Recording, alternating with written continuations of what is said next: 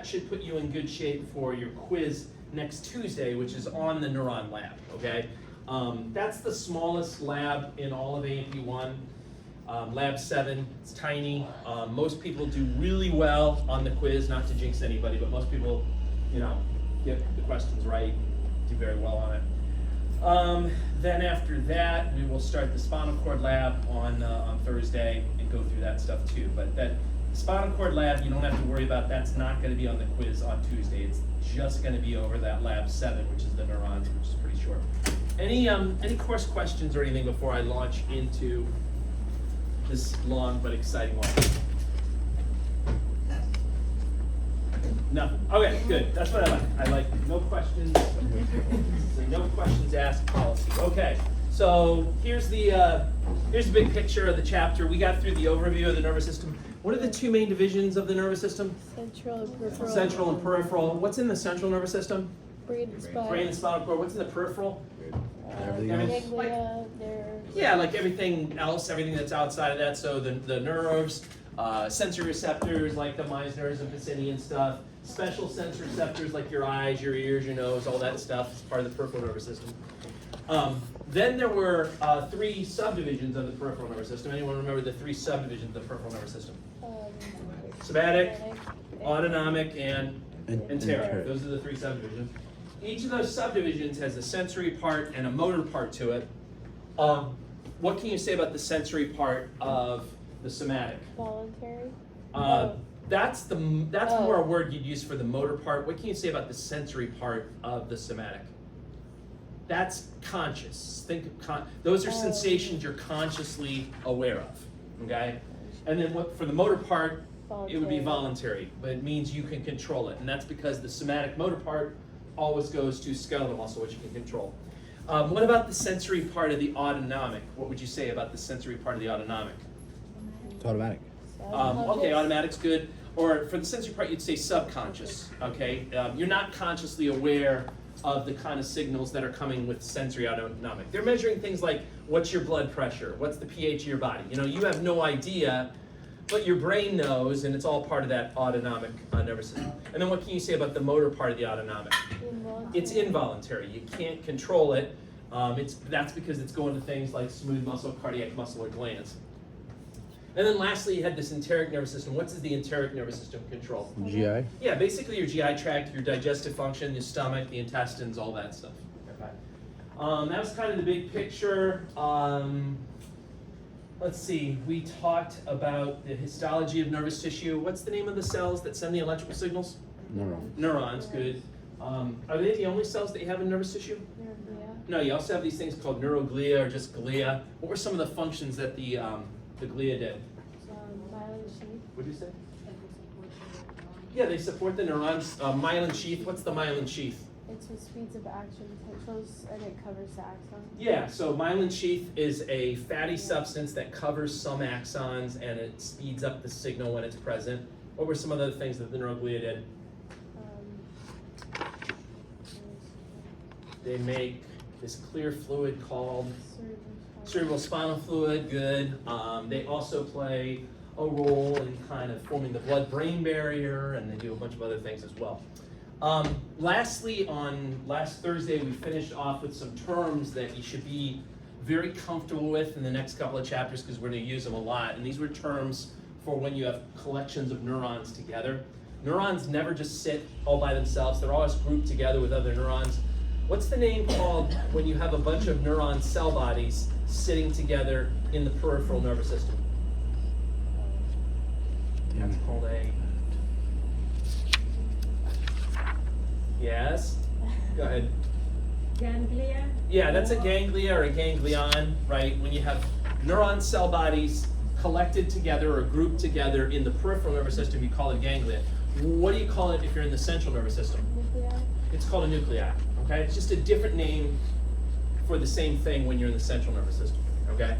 What's it called when you have a bundle of neuron axons together in the peripheral nervous system? That's a nerve, okay? And what's it called if you have the same thing in the central nervous system? That's a tract, good. And then lastly, two more terms we introduced were white matter and gray matter. What makes white matter white? Yeah, lipids. And myelin. Yeah, that are in the myelin sheath. Okay, so when you have myelinated axons, the myelin has a whitish appearance, and in your brain, in your spinal cord, you'll see those areas, and we refer to them as white matter because it has a white appearance. What's gray matter then? It's areas where you don't have myelin. So that would be, there are some axons that just naturally don't have myelin, so that'd be them. The dendrite parts, the cell body parts, they don't have myelin on them, so they would be found in the gray matter as well. Okay. All right, that's enough of a review. I want to get into all this other fun stuff for today. So today we're mostly going to be talking about the electrical signaling that goes on in neurons. I'm going to be writing a lot on the board up here. I actually made use of like all my colored markers this morning. It's a big. That's the high point of my week so far. I bet it's the best thing I do all week. I'm just gonna bet, even though it's Tuesday, I bet that's gonna be the best thing I do. So I'm going to be drawing a lot up here. I'll try not to erase these things. You're welcome to take pictures of these things, but there's a lot of little details to know. So we'll start first. We'll talk about electrical signaling in neurons, and that's going to take a while to get through that. There's different types of electrical signals that are taking place that we'll discuss. The two main types of electrical signals that we'll talk about are something called graded potentials and action potentials, and we'll get into that. Then we'll talk about signal transmission at synapses. What's a synapse?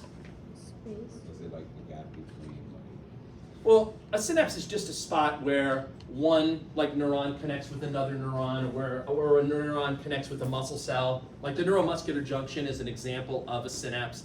It's just the spot where electrically excitable cells like neurons connect with each other. And remember, for the most part, they're usually not physically connected. There's that little space. What's the name of the little space that separates them? Synaptic cleft. Yeah, the synaptic cleft or the synaptic gap, right? And we'll discuss, how the first neuron has to release a neurotransmitter that crosses that synaptic cleft and then stimulates the second neuron. Basically stuff that was already covered when we did the muscle chapter and we talked about the neuromuscular junction, but in a little bit more detail. We'll talk about the neurotransmitters. These are the signaling chemicals. So far, the only neurotransmitter we talked about in the class is what? ACH, yeah. Acetylcholine is the only one. But there's a whole bunch of other ones, and some of these are pretty famous. You've probably heard of them, like serotonin or dopamine. So we'll discuss all the other ones. We'll talk about how they're classified. Then we'll get into neural circuits. Neural circuits are different patterns for how you group neurons together. Again, neurons don't just sit all by themselves someplace. They're always associating with other neurons, and there are different patterns referred to as neural circuits, and we'll talk about those different patterns. And then finally, we'll finish off with regeneration and repair of nervous tissue. That should be a short topic. Why? It doesn't happen. Yeah, it's not good at it. Well, it does. So regeneration refers to like mitosis and making new neurons. That really doesn't happen. All right, neurons are terrible at mitosis, so regeneration doesn't really happen. But some repair can happen, like if a neuron cuts, if its axon gets cut, and if it meets certain criteria, it might be able to regrow its axon and repair itself, but they're not good at making whole new neurons. When a neuron dies, it's gone, and you're not going to get other cells undergoing mitosis to replace it. Okay. All right. We don't have to see this. This is so last week, so let's just skip all that and go down to where we are today. Okay. So neurons can send electrical signals just like muscle cells can. That's kind of what they're known for. And there's two types of electrical signals that are being sent: graded potentials and action potentials. And I'm going to start by drawing one of my crappy neuron drawings, my stick figure neuron here.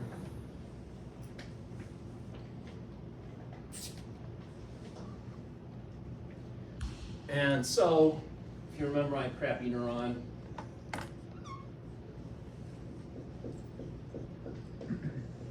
so up here are the dendrites in the cell body. That's where the graded potentials are going to happen.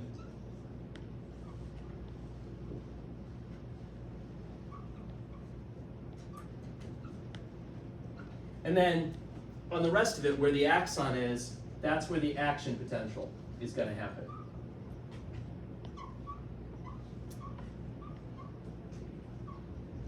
And the sort of the big picture for this is that some kind of a, I'm gonna repeat myself a lot during this lecture, and hopefully eventually, it's kind of one of those things that I think eventually it will sink in, but I'm gonna repeat myself a lot. So it all begins up at the dendrites in the cell body with some kind of a stimulus coming in, okay? So some kind of stimulus is gonna come in up here. And by stimulus, it could be a chemical stimulus, like a neurotransmitter, like acetylcholine, or it could be what they call a mechanical stimulus, like touch, physical touch, or stretching your tissue. It could be like light rays in the case of like your eyes, for example, or sound waves in the case of your ears. That's what I mean by stimulus.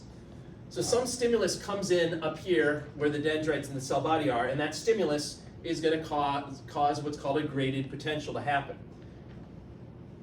If the graded potential is strong enough, then the cell body will decide to fire off an action potential that'll go down the length of the axon.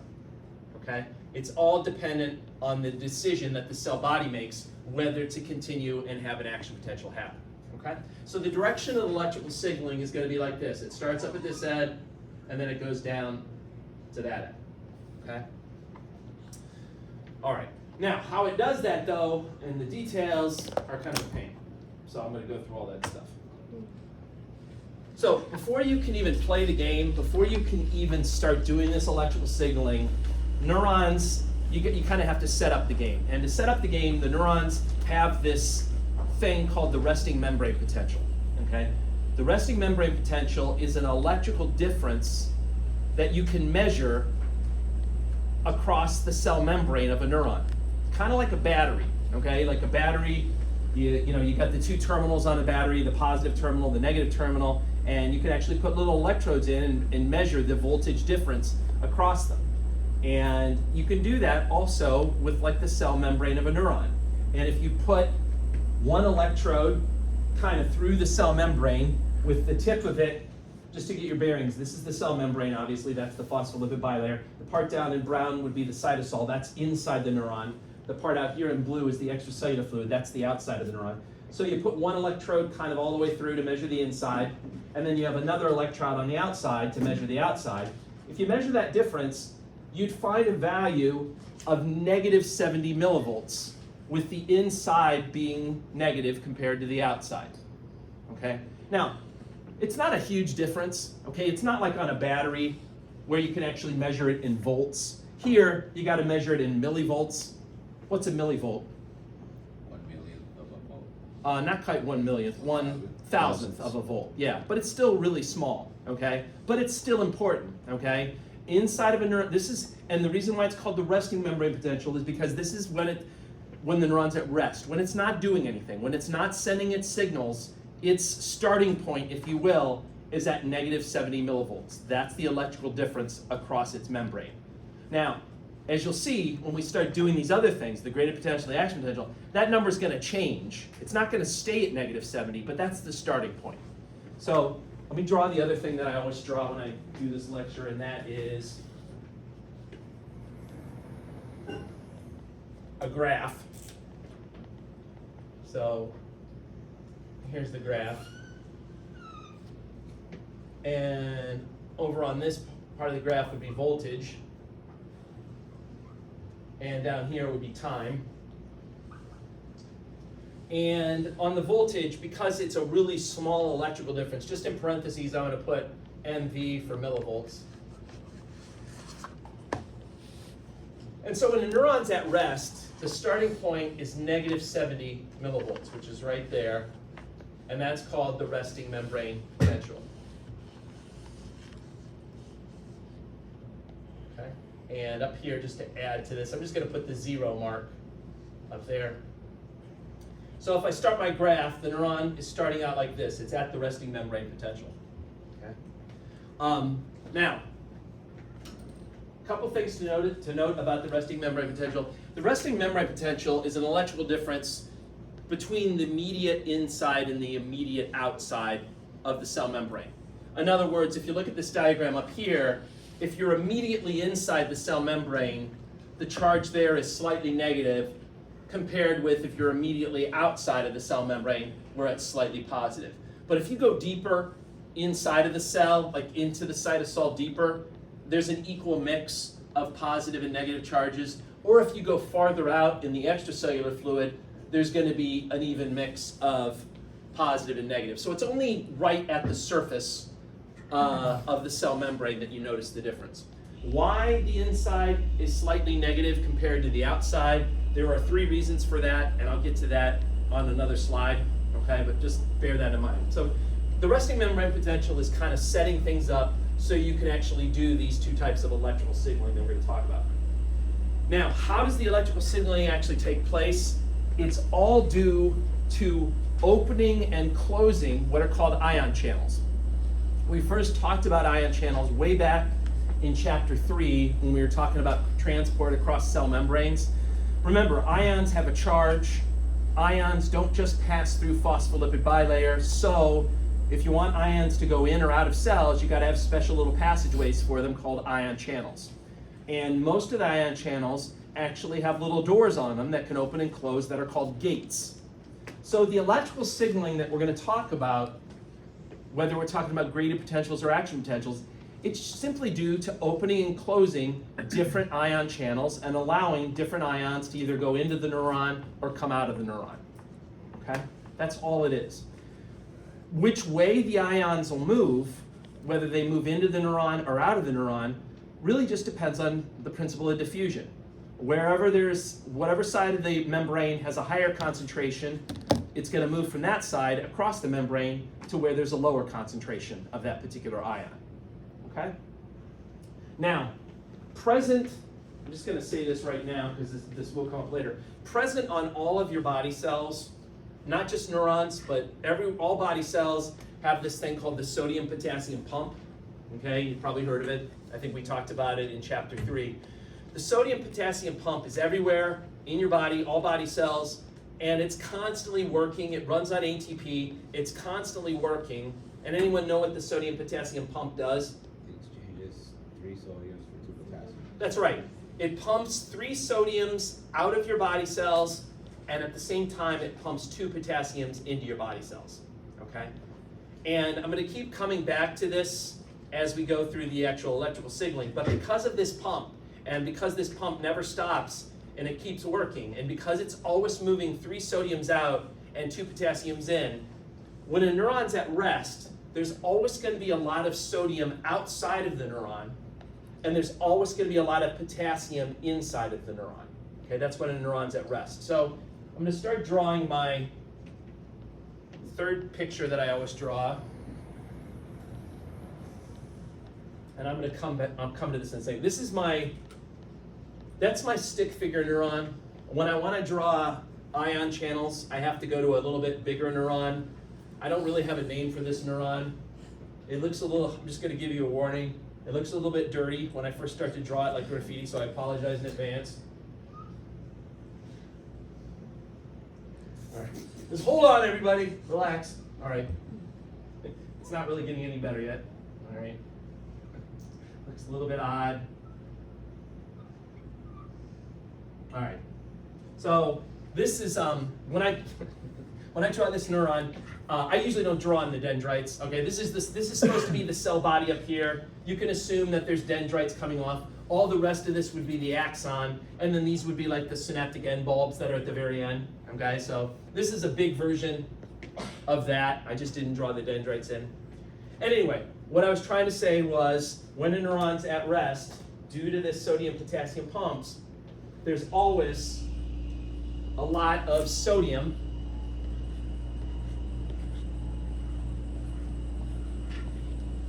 outside of the neuron, and there's always a lot of potassium inside of the neuron. Keep that in mind. That's going to be really important as we go through all these ion channels, okay?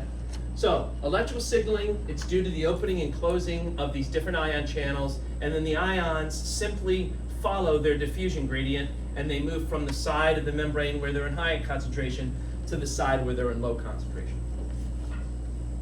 4 types of ion channels that we have to talk about, and they each play a different role in the electrical signaling. The first type is called a leak channel. Leak channels, and the difference between these 4 ion channels is basically in terms of what makes them open and close. That's the difference between these 4 types. The first type, they just open and close randomly, okay? They're called leak channels, they open and close randomly.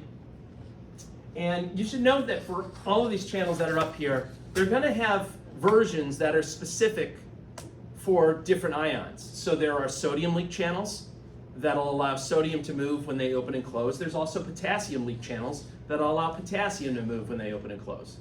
And there's ligand-gated sodium channels, and there's ligand-gated potassium channels. So there's different versions of all of these channels based on what ion they allow to move, okay? What do leak channels do? They play a role in setting up that resting membrane potential. It's a little tricky. I'll cover that in a second, but that's their job, to help set up the resting membrane potential.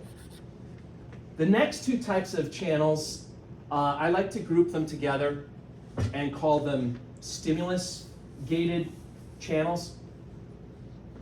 I call them that because they open and close in response to some kind of a stimulus.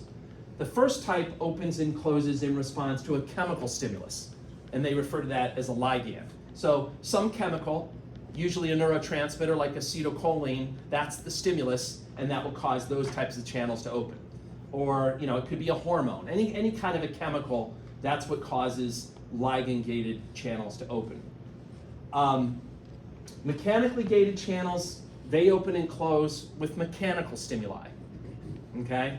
And by mechanical stimuli, I mean like, it could be physical pressure or touch, like we're talking about what you have like in a Meissner's or a Pacinian corpuscle, like you learned about in the skin chapter. Those receptors have mechanically gated channels on them that will open and close in response to pressure or touch or tissue stretching, that kind of thing. Okay?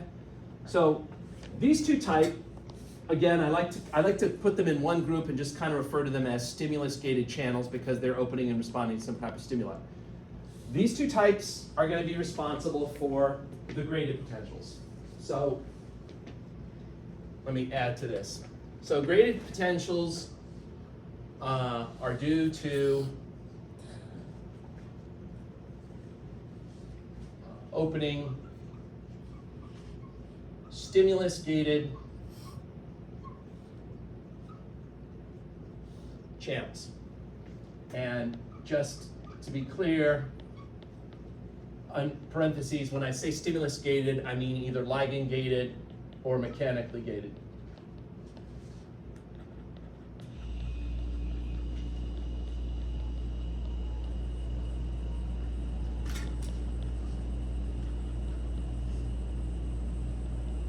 Okay. Yes, Olga.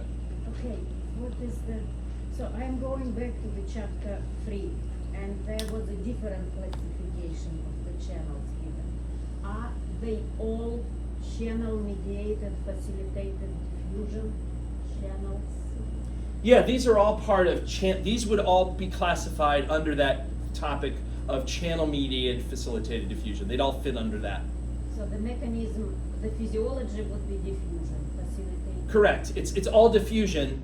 In all 4 cases, it's all diffusion. The difference between the 4 is what makes the gates open. Yeah. And it's gonna be, in terms of transport, it's gonna be active transport. No, it's all passive because it's all based on diffusion. So it's the second passive. It's passive transport. There are primary active transport channels. That's all part of active transport. You got to be up at the passive category. So which is so it's the passive. It's the channel-mediated facilitated diffusion, and they are active transport. passive transport. Passive. Yeah. Okay. Channel-mediated facilitated diffusion is a type of passive transport. Yeah. All right, and then the fourth type are something called voltage-gated channels. These guys open and close in response to changes in the membrane potential. All right, I told you the starting point is going to be -70 millivolts, but that's going to change. And if it changes enough, it'll cause voltage gated channels to open, okay? These guys are important then for the action potentials. So to add to my drawing, and again, I'll keep this up here. You guys can start to, I saw you take a picture. You can start taking pictures now, but I'm gonna be adding a lot more to this. This is like not a finished project yet by any means. So action potentials are due to opening voltage gated channels. Okay? And again, there's going to be, remember, there's going to be different channels based on different ions. So there'll be voltage gated sodium channels that'll allow sodium to move. There'll be voltage gated potassium channels that allow potassium to move.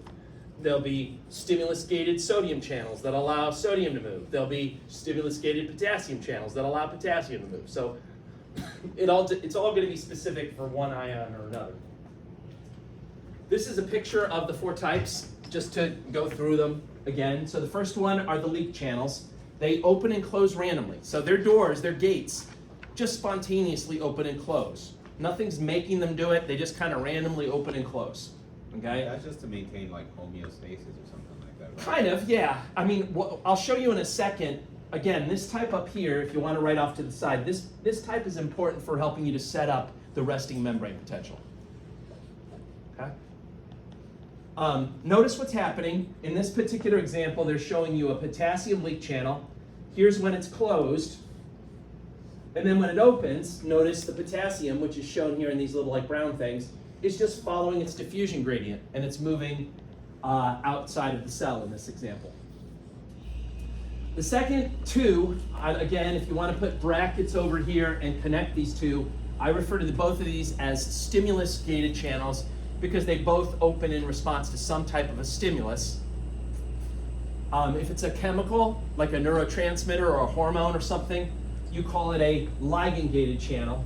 If it's something physical, like touch or pressure or something, then you call it a mechanically gated channel. Okay? And again, these guys are going to be important for the graded potentials that are happening, which again, the graded potentials always happen at the dendrites in the cell body. Yeah, Olga. What is ligand? Can you remind me? Ligand is the name for a chemical that binds to a receptor. So anytime you have a chemical that binds to a receptor, and it could be a neurotransmitter or it could be like a hormone, you could refer to it as a ligand. Yeah. Mm-hmm.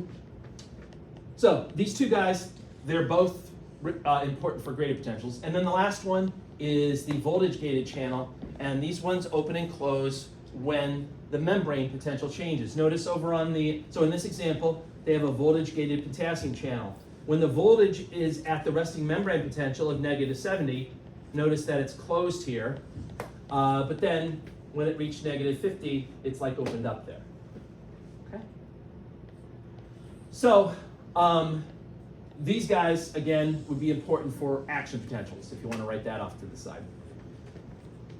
They're not the same size of gates, right? Just based on some of the looks that they're from the pictures.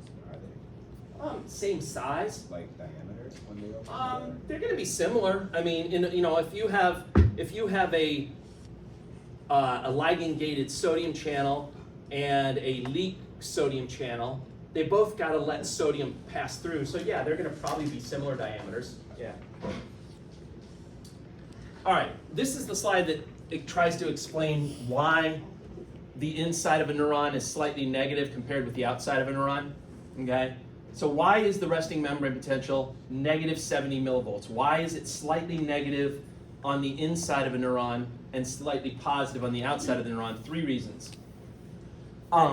And I'm gonna go backwards actually because I think it's easier to explain if I go backwards. So the first thing is the sodium-potassium pump. Okay, that pump is on neurons. It's constantly working. It's on all body cells, but it's constantly working and it's pumping 3 sodiums out, but only 2 potassiums in. And that's setting up a discrepancy in the charge on the membrane because you're not doing any even exchange. If you would be sending 3 sodiums out and bringing 3 potassiums in, then it wouldn't set up any kind of electrical difference. But the fact that 3 positive things are leaving, but only 2 positive things are coming in, is setting up a situation where if you compare the inside with the outside, it's slightly negative. Yes? So you said that it's on all cells of our body. Correct. So my skin also Yep. have that charge. It's just not It's not important for the used. skin, but Yes, yeah, it's not used. that's Okay. correct. And that pump is the active transport. Correct. That pump is active transport because it constantly runs on ATP. That's right. Yep. Okay, so that's the first reason. The fact that it's not an even exchange between the sodium and the potassium. The second situation, which is also fairly easy to explain, is that there are anions. What's an anion? Something that has a something that has a negative charge, right? There's a lot of anions that are made inside of cells, typically proteins, that are simply too big to get out. They're trapped on the inside. So a lot of proteins that you make at your ribosomes actually have a negative charge to them, and they're trapped inside. So that creates a situation making the inside slightly negative compared with the outside. And then the last thing, which is a little harder to explain, and that's why I'm going to tackle this last, has to do with differences in the leak channels. I said before that the leak channels are important for setting up the resting membrane potential. This is trying to explain that. How do the leak channels contribute to the resting membrane potential? And let me show you on my big neuron picture here, if I can explain this. So, you're going to have sodium leak channels, and you'll have potassium leak channels. So, here I'm going to draw, and I'm going to, just for simplicity's sake, I'm going to kind of draw the sodium leak channels on one side and the potassium on the other, but they'd be spread kind of all over the place.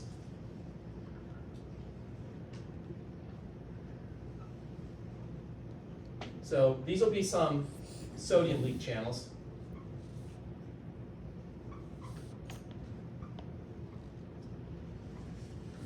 All right, and then on the other side,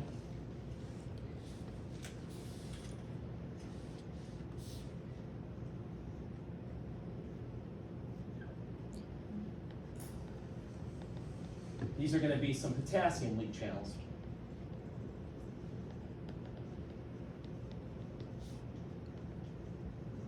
Okay? These are just like the little gate part drawn in. So, I got some questions for you. Here's my questions. So, remember, these leak channels, they open and close spontaneously. Nothing makes them open and close. They just kind of randomly open and close. If a sodium leak channel opens, say this one opens up here, my question to you is, which way is the sodium going to move? Into the neuron or out of the neuron? Into it. That's because there's always a lot of sodium outside the neuron at rest, mostly due to the effects of the sodium-potassium pump, and there's not that much sodium on the inside. So when you open up a sodium leak channel, sodium will rush in, okay? That's the whole concentration gradients thing, right? Because of the concentration gradient, sodium's rushing in, that's right. So we'll say this one opened up as well, so sodium's rushing in. Now, we'll probably see where this is going, or maybe. If a potassium leak channel were to open, which way would the potassium move, in or out? Out. Out. Now, notice in this diagram what I drew up here, and it also says it up there. Right? I intentionally drew more potassium leak channels than I drew sodium leak channels. And that's because there are actually more potassium leak channels than sodium. What does that mean? That means that more positive things are constantly leaving than positive things are coming in. So for that reason, that's another reason why the inside is slightly negative if you compare it with the outside. Does that make sense? Mhm. Good. I'm happy about that. Unless you're lying to me. I'm glad I'm happy. You know what? I'll accept the lie at this point. In life you have to. What's that? In life you have to. You have to. All right. So let's talk about the actual signaling now. This resting membrane potential jazz, that's just to set things up. Let's talk about what's going on with the actual signaling. And we got to first talk about the graded potentials because they always come first. And then the graded potentials may potentially lead, I didn't mean, that's kind of silly, they may possibly lead to an action potential. So, but it always has to start with a graded potential. Graded potentials are always caused by some kind of a stimulus, okay? It could be a chemical stimulus, it could be a mechanical stimulus like touch or pressure, it could be light rays in the case of your eyes, it could be sound waves in the case of your ears, but graded potentials are always caused by some kind of a stimulus coming in, okay? And when that stimulus comes in, it's going to open up a stimulus-gated channel. The question becomes, what kind of a stimulus-gated channel is being opened? Some stimuli will open up stimulus-gated sodium channels, whereas other stimuli will open up stimulus-gated potassium channels. So let me show you what's going to happen, and you might be able to figure this out. I'm going to erase these leak channels and draw some new channels in. And I'm going to use a different color just so you don't think they're the leak channels. But again, the leak channels, they're still there, they're still doing their job, etc. But we're going to ignore the leak channels. They were just kind of important for setting up the resting membrane potential.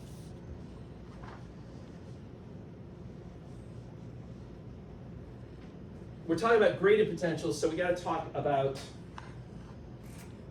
these stimulus-gated channels. So stimulus-gated channels are going to be on the dendrites or on the cell body. I didn't draw the dendrites in over here just because it gets kind of complicated, but they're going to be sitting either on the dendrites or directly on the cell body. And you're going to have stimulus-gated, I'll use the color green, you have stimulus-gated sodium channels. And you're going to have stimulus-gated potassium channels.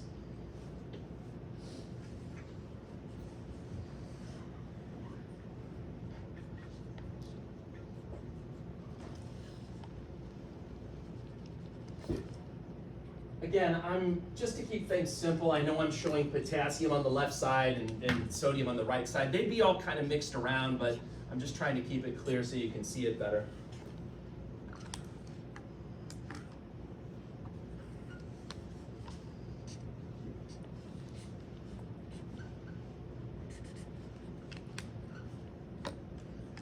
And once again, don't forget what I said, because of the actions of that sodium-potassium pump, which is constantly working, there's always high amounts of sodium outside at rest,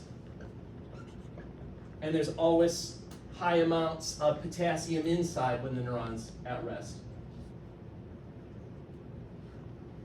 So, if you have some kind of a stimulus, and suppose it opens up a stimulus-gated sodium channel, all right? Maybe it's let me give you a specific example. Maybe it's acetylcholine, all right? Acetylcholine is a ligand-gated type of stimulus-gated channel. Acetylcholine opens up stimulus-gated sodium channels.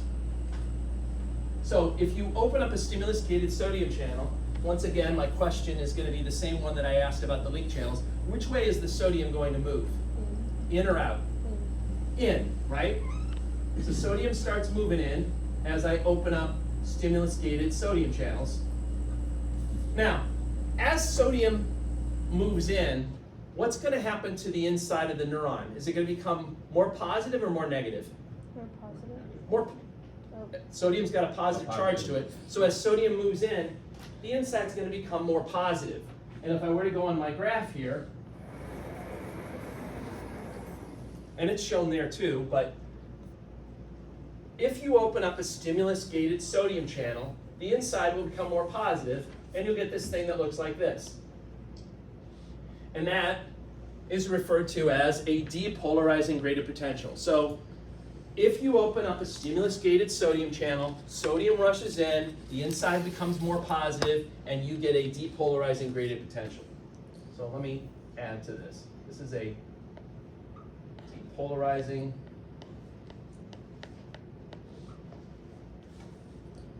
graded potential, and I'll say depolarizing graded potential due to opening of a stimulus gated sodium channel. And it's always less negative, right? Yeah, that, however you want to envision it, becoming more positive or viewing it as becoming less negative, it's the same thing. As sodium's rushing in, you're moving from negative 70 towards, more positivity, right? Negative 70, negative 60, negative 50. The inside is becoming less negative or more positive, however you want to say it. Okay. So, depolarizing graded potential due to opening of a stimulus-gated sodium channel. Now, let's suppose that you had a different stimulus, and another stimulus might cause a stimulus-gated potassium channel to open.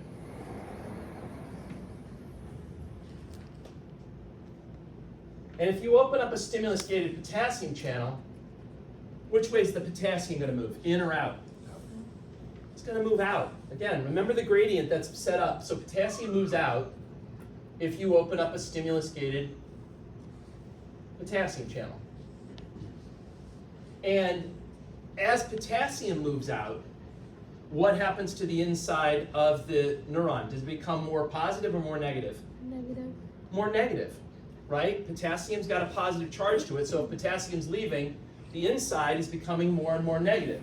So under that circumstance, you get a graded potential that looks like this. You started at negative 70, but then as more potassium left, you went even more negative. So it goes down like that. Okay? And as you can see over here, that of course has a name. That's called a hyperpolarizing graded potential. So hyperpolarizing graded potentials are due to the opening of stimulus-gated potassium channels.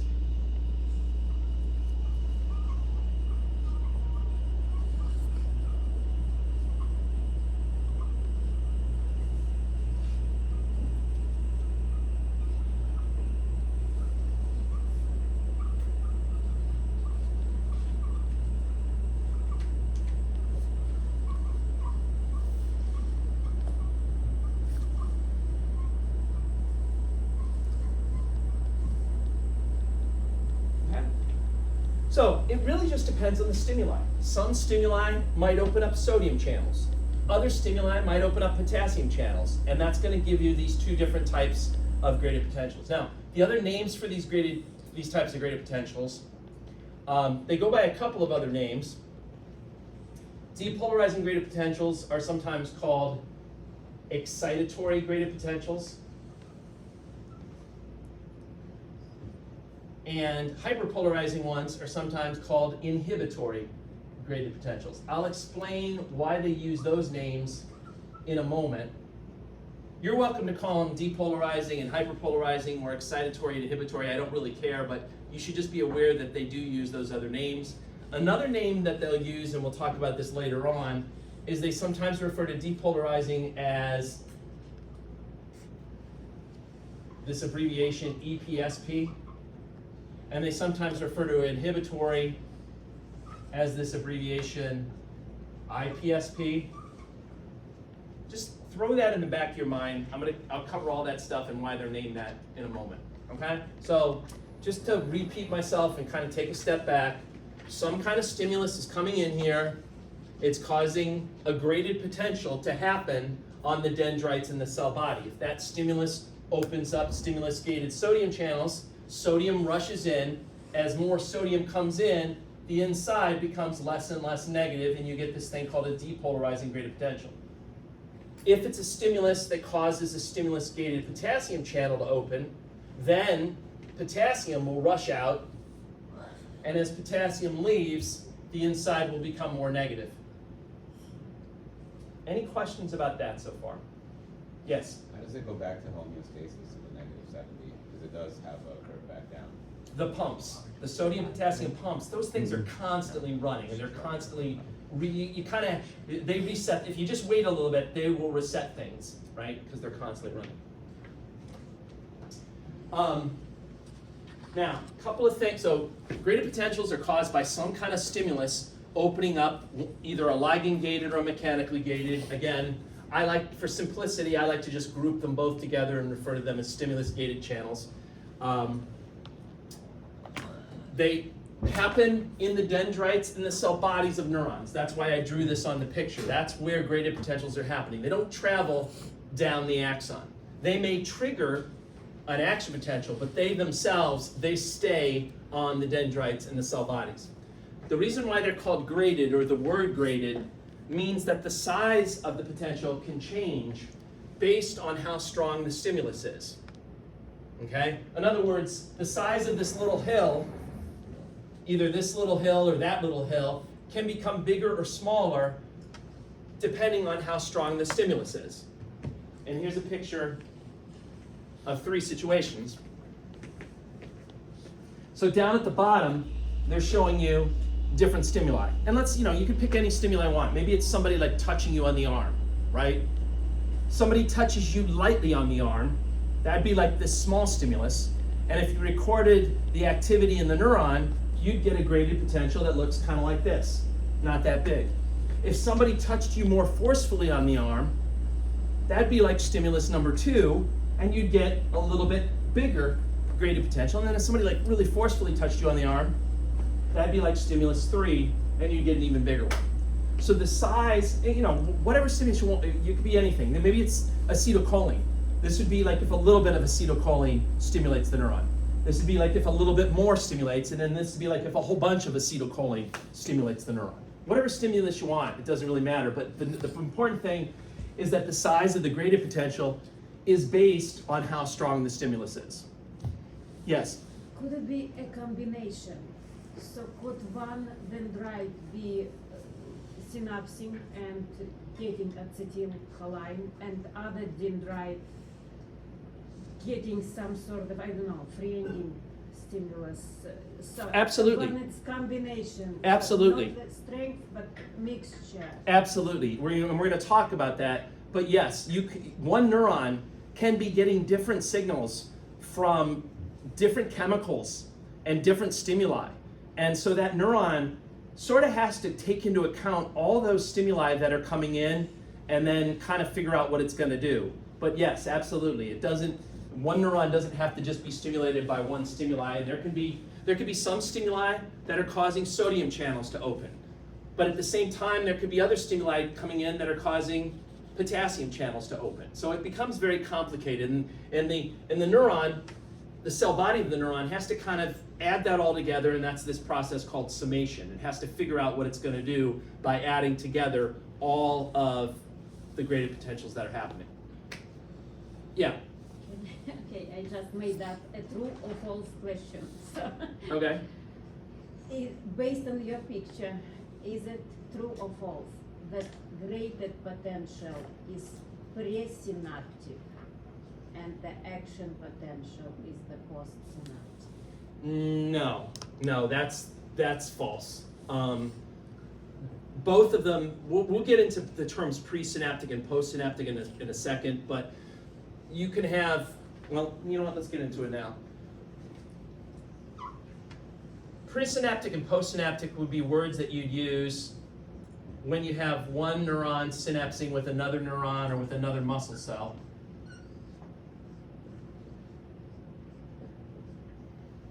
Right, so this is the synapse here, the spot where they're communicating with each other, essentially is the synapse. This would be the presynaptic neuron.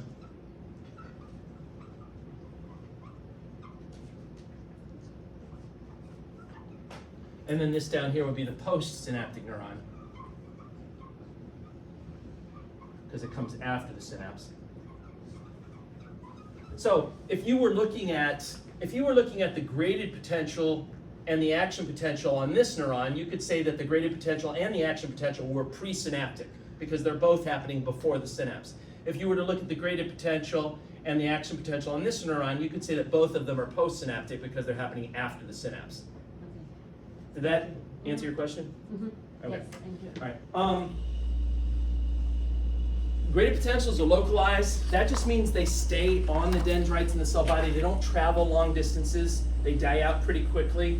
That dying out of the signal, That's called decremental conduction. So graded potentials travel short distances, they die out, and that's called decremental conduction.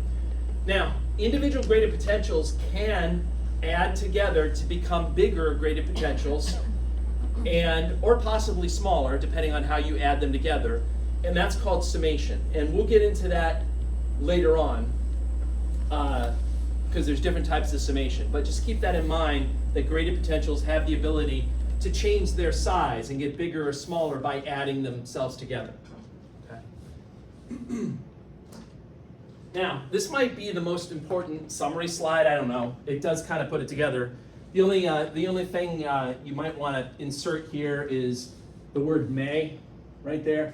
Graded potentials may trigger action potentials. The whole point is that you always start with graded potentials first.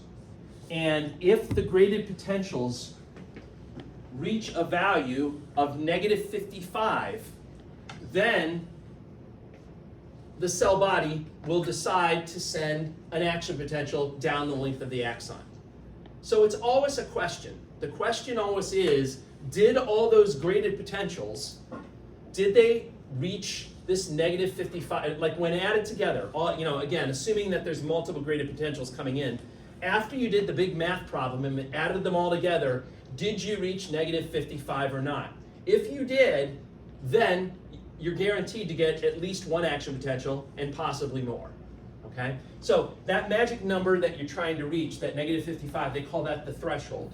So to add it over here on my picture, like right about here, would be like negative 55, and that's the threshold.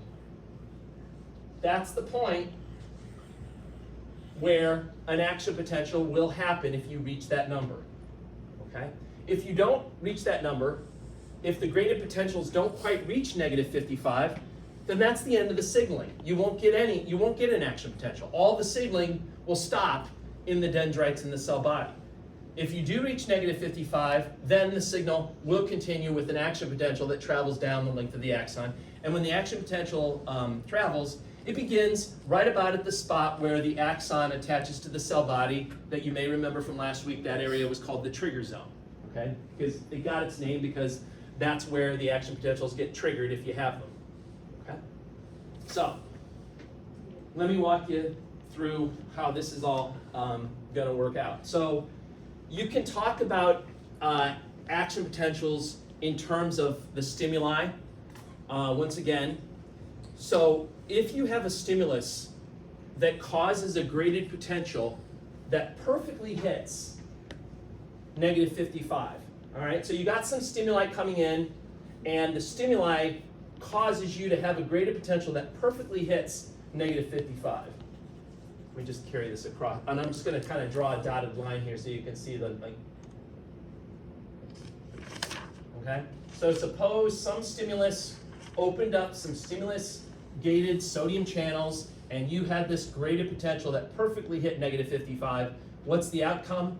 The outcome is you get one action potential that then travels down the axon.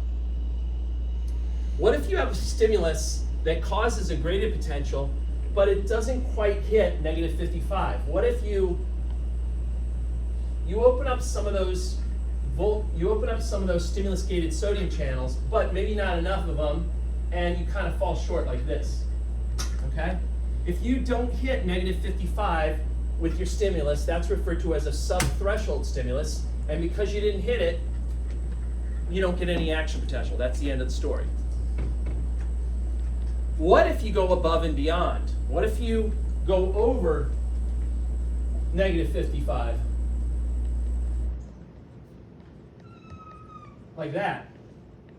That's referred to that type of a graded potential that goes above and beyond is caused by a suprathreshold stimulus. The stimulus is creating a graded potential that goes above and beyond, and the result of that is multiple action potentials. So boom, boom, boom, it'll send multiple action potentials down the length of that axon for a graded potential that goes above the negative 55.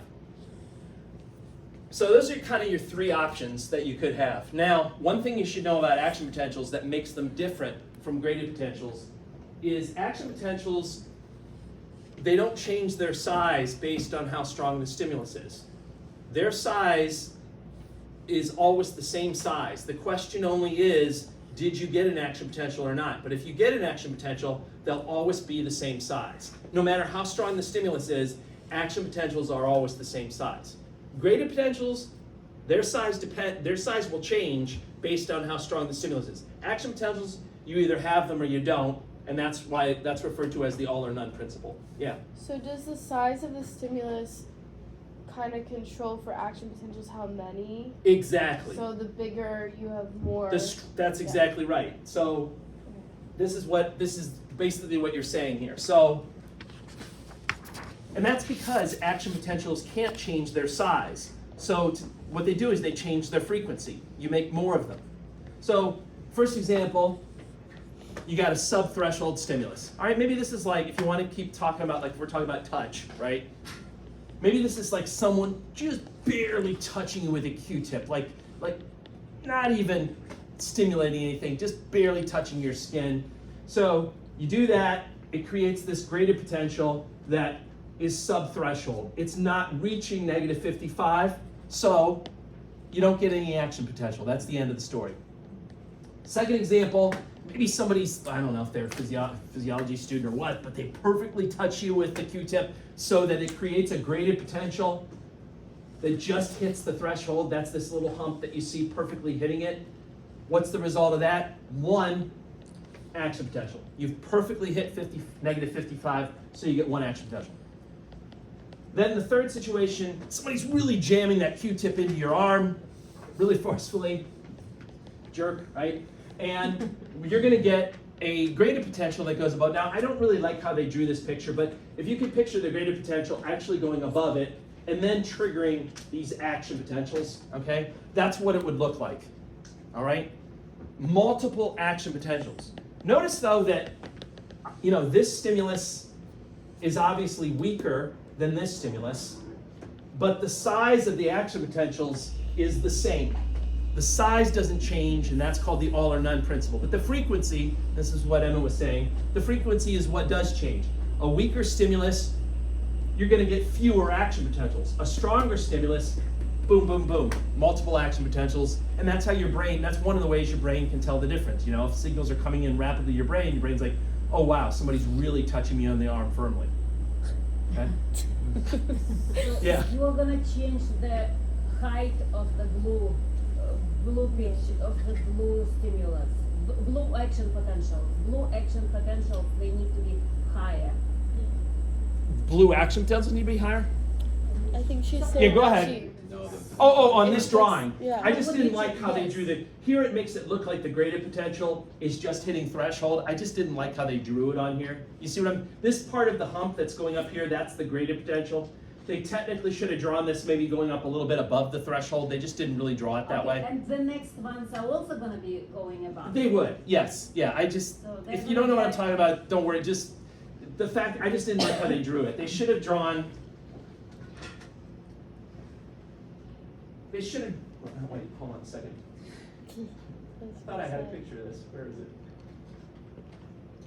Yeah, they should have, like you can see in this one got bigger than this one, right? But in their drawing, they didn't make it really any bigger, so I just didn't like how they drew that, that's all.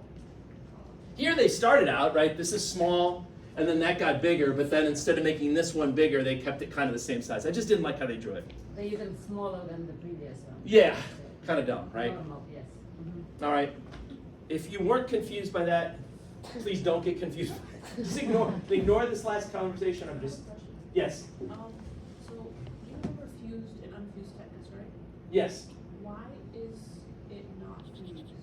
The multiple, why is it not fused instead of just, why is it not building on top of each other?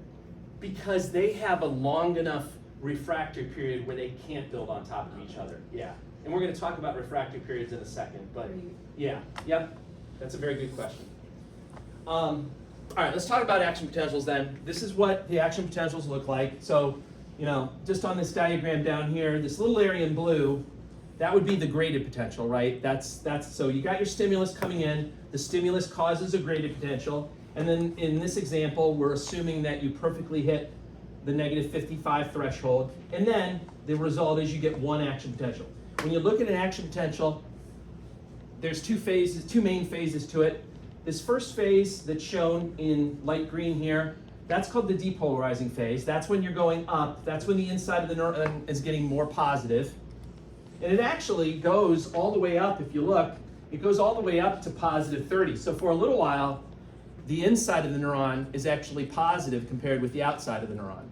But then very quickly, you go back down again to the repolarizing phase, and you get negative again. So now you're getting more and more negative. And in fact, oftentimes the neuron will overshoot and even go a little bit too negative, and that's referred to as the after hyperpolarizing phase.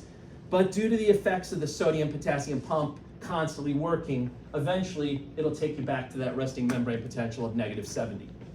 Okay? So let me explain what's happening during each of these phases and kind of walk you through the whole big picture again a couple of times and just, basically just beat this information into you. That's the goal today, is to just beat this into you. All right. Maybe that sounded too aggressive. Maybe gently insert it into you. Okay. All right. That didn't sound any better. It sounded a lot worse, actually. All right. Just scratch that. No one's taping this, right? All right. Depolarizing phase. This is due to voltage-gated sodium channels opening. So, again, go back to what I said in the first slide. Now we're talking about action potentials. Action potentials are all about these things called voltage-gated channels. So, let me show you how it fits in on my big neuron picture over here. And I'm going to use more colors here to illustrate this. Let's try, pink and blue today. So, again, just to keep things simple, on the right side I'm going to draw some voltage-gated sodium channels. On the left side I'm going to draw voltage-gated potassium channels.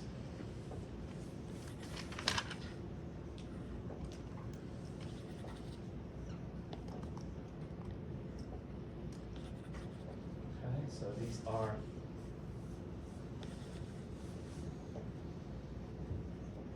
voltage-gated sodium channel.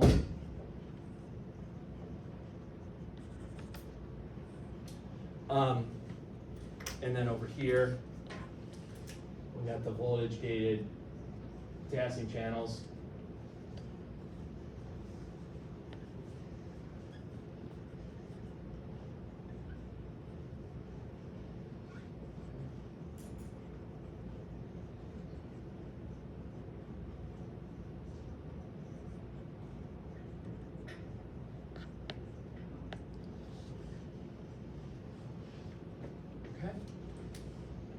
So, put the caps back on. Anyway, so what's going to happen is this first voltage gate. Oh, sorry, just to refresh your memory. Again, I know I've said this a million times, but when a neuron's at rest, remember, there's always lots of sodium outside,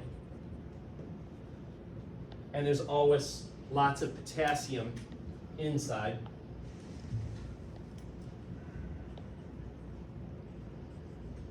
Okay. So this first voltage-gated sodium channel is actually tuned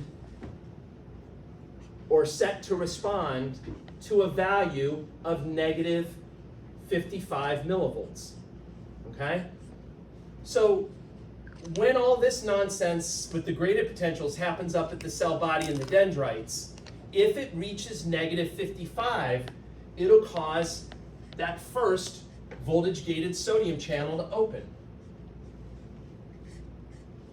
And if you open up a sodium channel, which way is the sodium going to move? In or out? It's going to move in. And as more and more sodium moves in through that channel, the inside becomes more and more positive, and you go from negative 70 all the way up like this as more and more sodium comes in. Now, as more and more sodium comes in this area, it then triggers the next voltage-gated sodium channel to open when it hits negative 55 for that one. So then that one would open up. Sodium rushes in that area, which then makes it then it makes it reach negative 55 for the next one.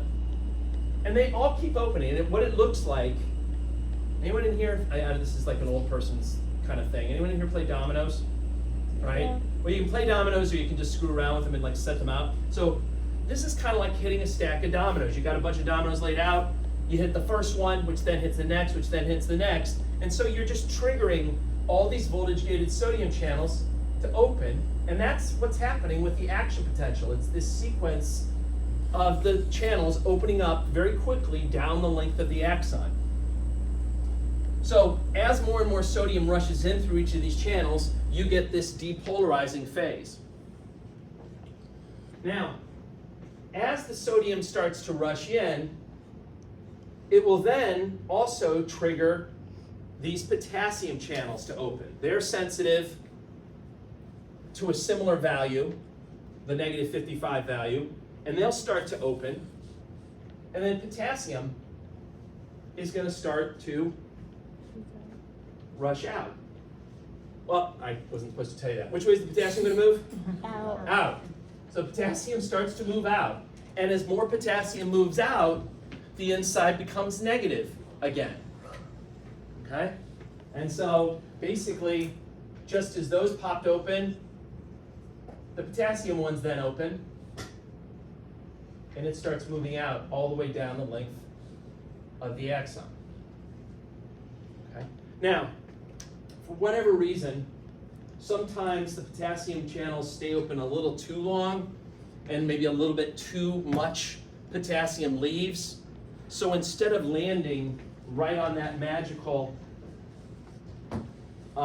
negative 70, sometimes you overshoot, and that's what gives you this after hyperpolarizing phase. That just represents the potassium channels staying open a little too long, a little too much potassium leaves. So you could actually go down to maybe like negative 75 or something like that. But due to the action of that crazy sodium potassium pump, which never stops working, you quickly reset things back to your resting membrane potential of negative 70. Yeah, Olga. And you just drew them on one side of the Yeah, they're gonna be cell mixed. for convenience. They haven't Correct. been mixed. And Yep. Just to try to show it a little bit more simply. They're absolutely going to be mixed. Yep. All right. Now, let me talk about some other stuff too. And this gets to what Alex was asking about why you can't kind of do that tetanus and that wave summation where you get like bigger and bigger action potentials by kind of stacking them on. And that's because there's a waiting period with action potentials. You have these two refractory periods.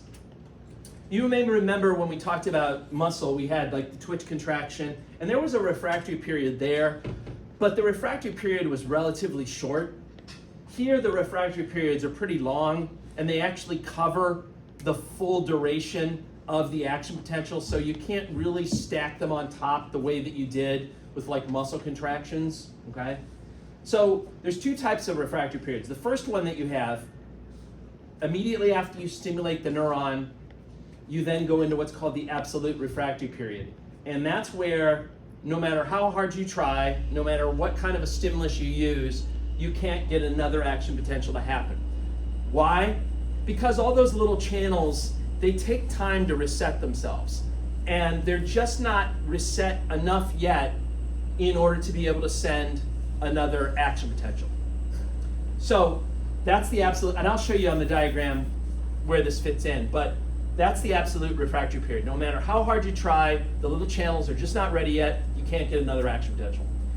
How long does this last? It kind of depends on the particular axon. Larger diameter axons have a shorter refractory period than smaller diameter ones. So larger diameter axons can send more action potentials over a period of time than small diameter ones can, simply because they don't have to wait as long. After the absolute refractory period, you go into a relative refractory period. This is a period where you're not quite back to normal yet, but the channels have reset themselves enough that you can get another action potential. The only caveat is that you need a larger than normal stimulus, a stronger stimulus than you ordinarily would. So things are normal enough that yes, you could do another action potential, you just need a bigger stimulus than you ordinarily would. Okay? How fast can axons send action potentials? Again, it's going to depend on the diameter of the axon, but you can have ranges between 10 to up to 1,000 action potentials per second, which is pretty fast. Graded potentials, they don't have any refractory period, and that's why you can add graded potentials together, and it kind of looks like that tetanus and wave summation stuff that you saw with contraction. So you can add graded potentials together. You can't add action potentials together. And so here's the diagram showing you these refractory periods, just to kind of look at these color-coded areas over here. So if this is the point where you stimulate the neuron the first time, okay? If you're anywhere in the blue area, the light green, or the light kind of orange, this is all part of the absolute refractory period. You can't send another signal and get another action potential if you try to stimulate the neuron again during that period, okay? The channels just are not ready enough, not enough of them have reset themselves, they just can't do it. If you wait and get into this darker orange area, then you're in the relative refractory period. It's still not perfectly back to normal, but it's normal enough that yes, you would be able to get another signal, provided that you had a stronger than normal stimulus to do it. If you wait beyond this dark orange area, then you're back to normal. The resting membrane potential has reset itself back to -70, and things are back to normal. You can use a regular size stimulus.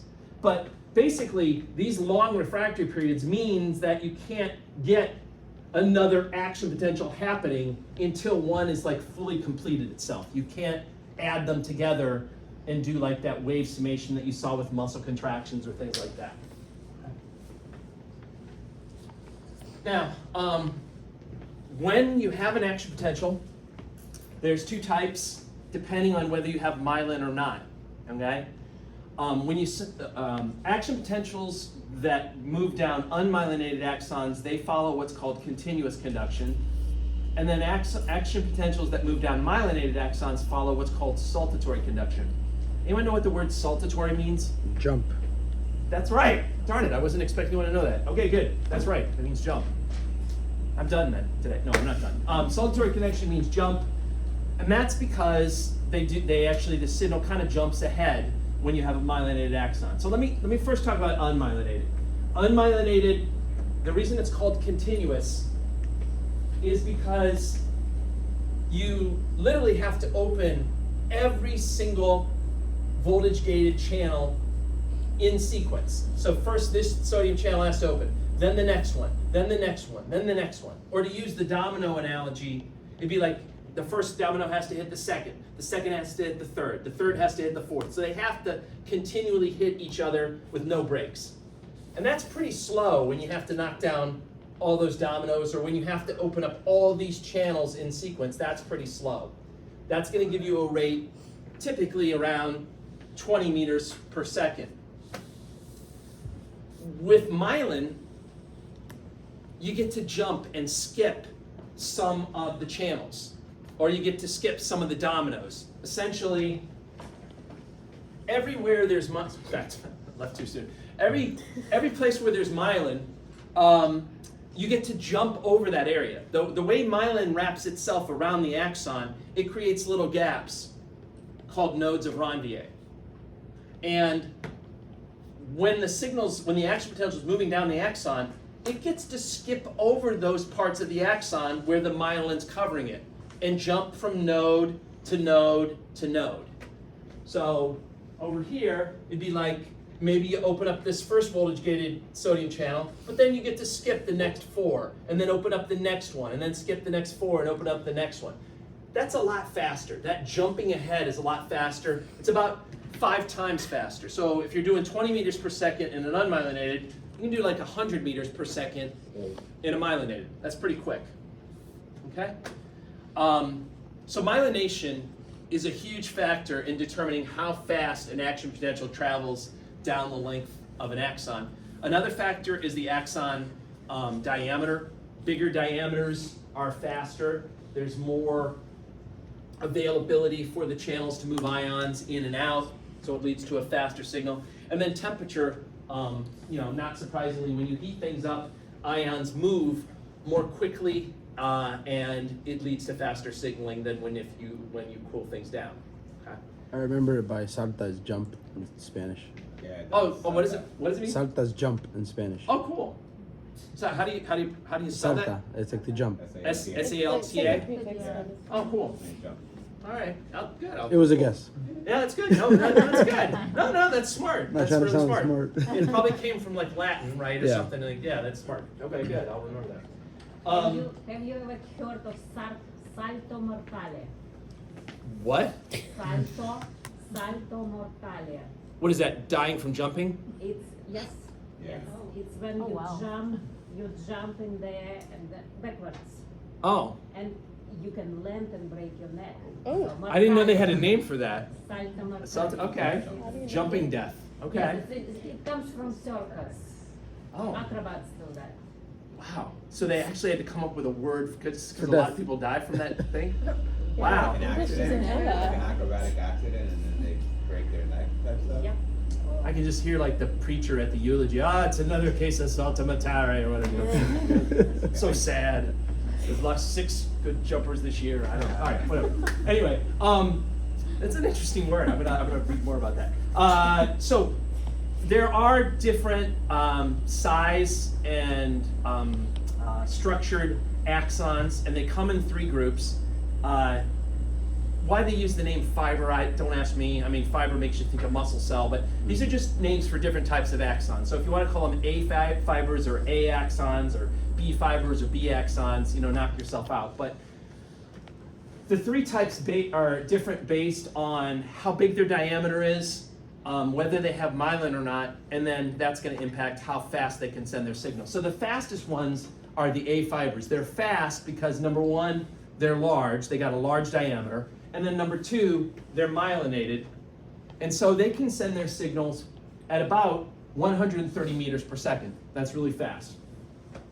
Where in your body would you actually find examples of neurons that have A fibers? Well, the neurons that are connected up to like your Meissner's and Pacinian corpuscles in your skin that send those touch sensations from your skin, they use A fibers. So they send their signals very quickly. A lot of your motor neurons that are sending signals out to your muscles, they also have A fibers and they can send the signals pretty quickly.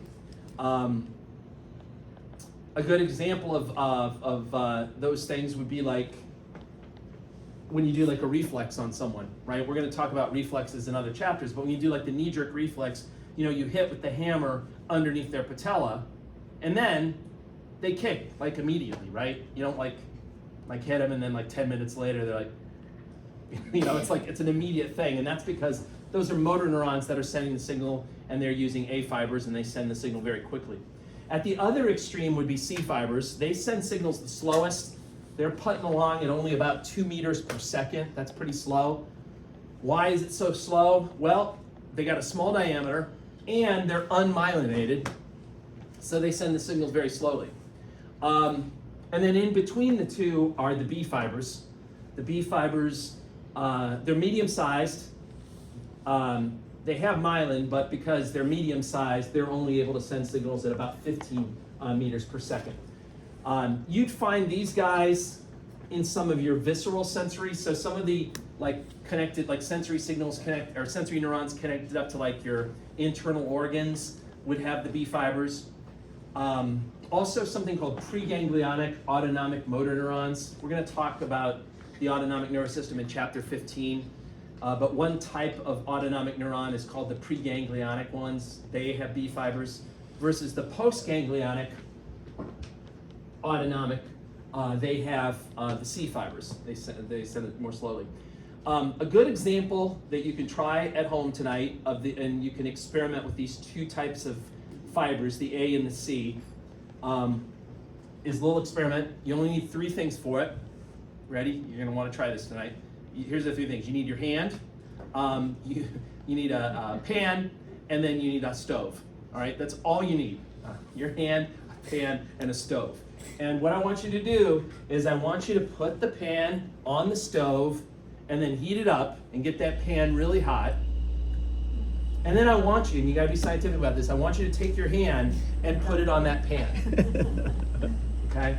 All right, this is a joke, please don't do this, but it will illustrate the point. Here's what should go through your mind when you do this. You will feel the hardness and the texture of that pan almost immediately, because those touch signals are being carried by the A fibers, and they send the signal very quickly to your brain. You're like, oh, a hard object. I am touching a hard object. But then what happens a split second later? You're like, oh, right? You pull back, you're like, oh my God, that hurt. Why? Because the pain signals are being carried by class C fibers, and they send the signal more slowly, okay? So try that tonight. Extra credit. No extra credit. Don't do that. You guys would jump all over that if it were really extra credit. All right, let me see where. Everybody comes in with a cast on. 2 more slides, and then I'll let you guys take your break. Oh, actually, 2 more slides, and then I'll give you the opportunity for some democracy here, some voting. Yeah, you can choose whether you want me to continue with the promise of getting out early, or whether you want me to. I just want give my you a apple. break. What's that? I just want my apple. All right, so encoding of stimulus intensity, how does your brain know the difference between a strong stimulus and a weak stimulus? Given the fact that action potentials are always the same size, how does your brain know the difference? There's 2 ways that your brain knows the difference. One, we mentioned before, is the frequency of the action potentials, okay? When you touch something, when something touches your skin just lightly, it's gonna be sending action potentials to your brain. Not that many action potentials are gonna come to your brain. Maybe 1 action potential, then another one, then another one. Versus if something really touches you firmly on the skin, it'd be like action potential, action potential, action potential, coming to your brain very quickly, and your brain knows, oh, that means a stronger stimulus. More action potentials coming quickly to my brain means a stronger stimulus. And that's referred to as the frequency code. That's one way. The other way is just how many neurons get involved. If somebody were to just lightly touch you on the arm, maybe 3 or 4 neurons would be stimulated.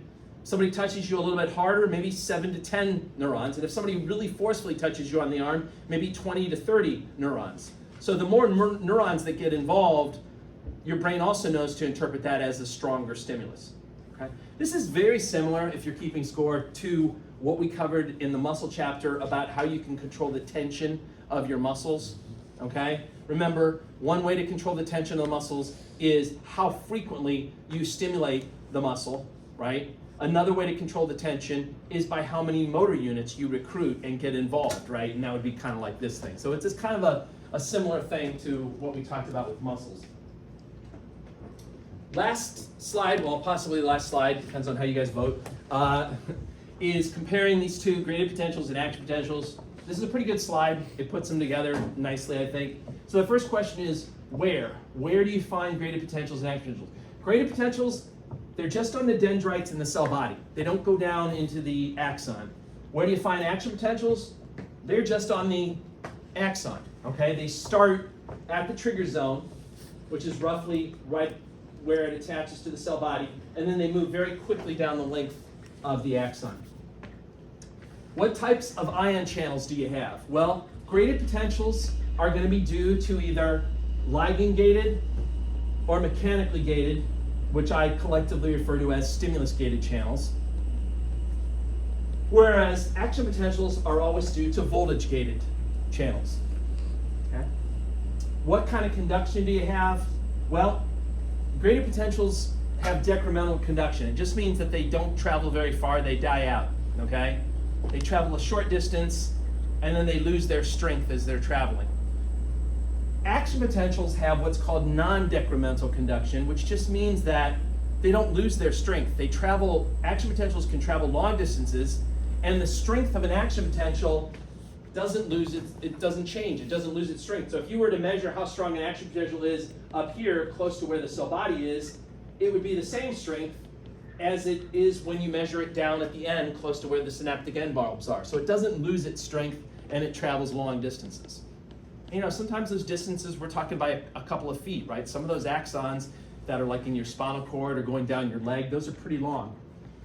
Amplitude refers to the height of these hills, right? So how high are these hills and do they change? And the answer with gradient potential is the height of the hill, the amplitude depends on how strong the stimulus is. So light stimulus, you'll have a small gradient potential. A stronger one, you'll have a bigger gradient potential. A stronger one, an even bigger gradient potential. Action potentials, their size doesn't change. That's why it's called all or none, okay? You either trigger one or you don't, but when you do, they're always the same size. And if you were to measure the size of an action potential, it's about 100 millivolts, all right?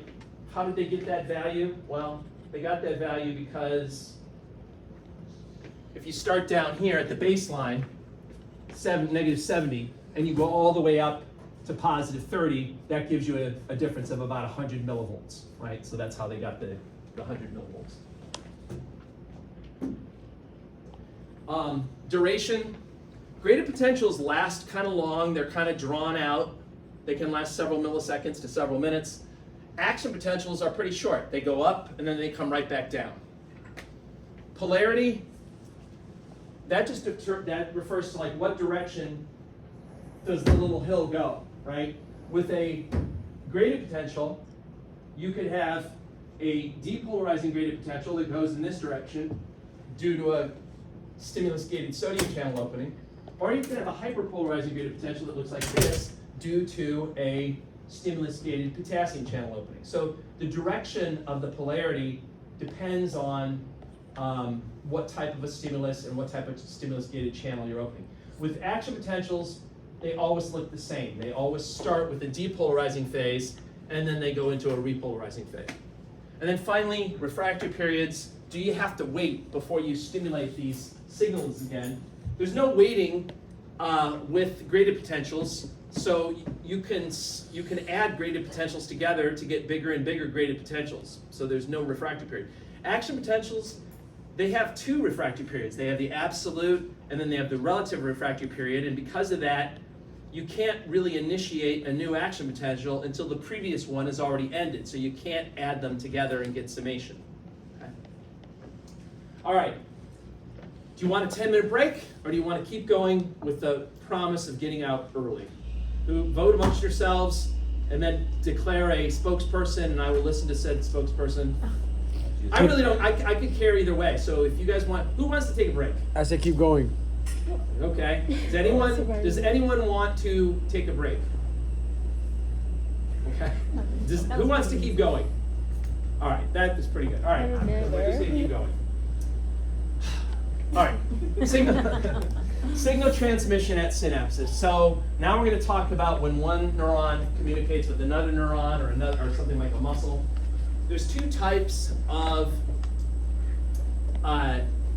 synapses you can have. The kind that we're focusing on, the kind that we've been talking about so far when we talked about like the neuromuscular junction, the one that we're going to spend most of our time talking about is actually the second one, the chemical synapse.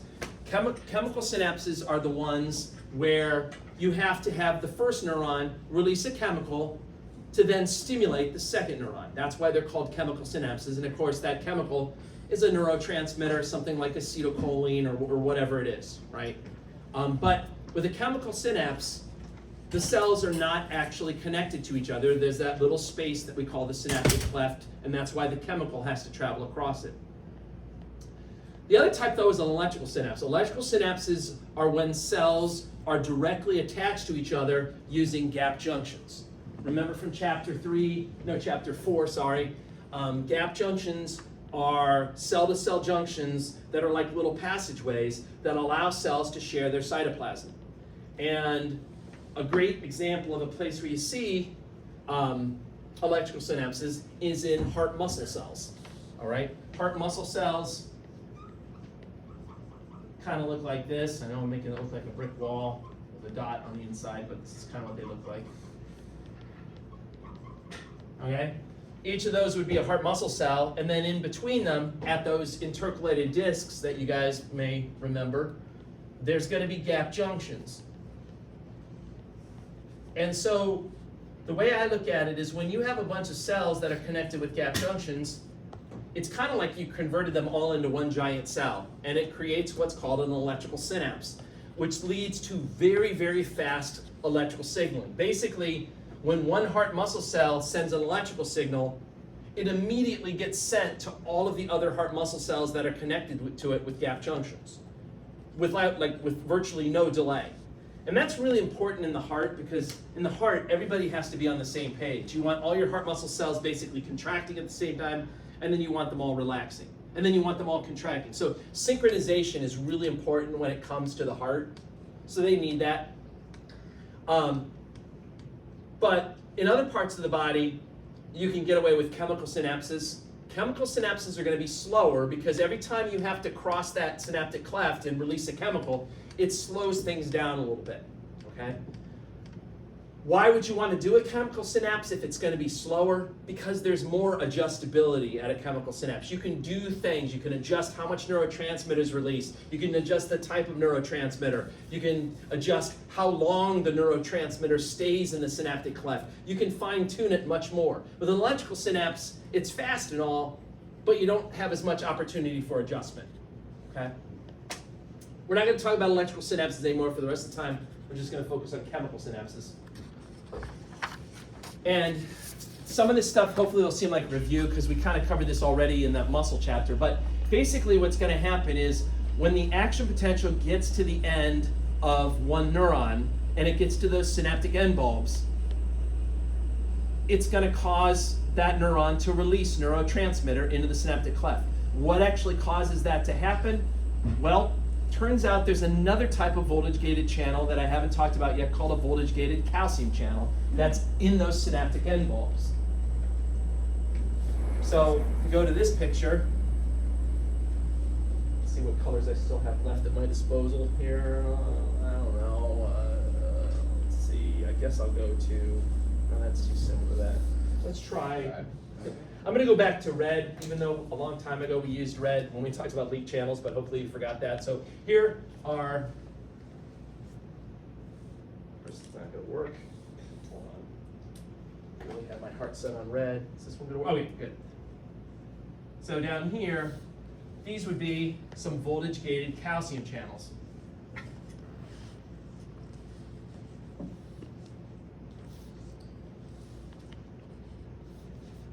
Now, what I didn't tell you before, but I'll tell you now, is that in terms of location, calcium is kind of similar to sodium. There's usually lots of calcium outside of the neuron and not that much calcium inside.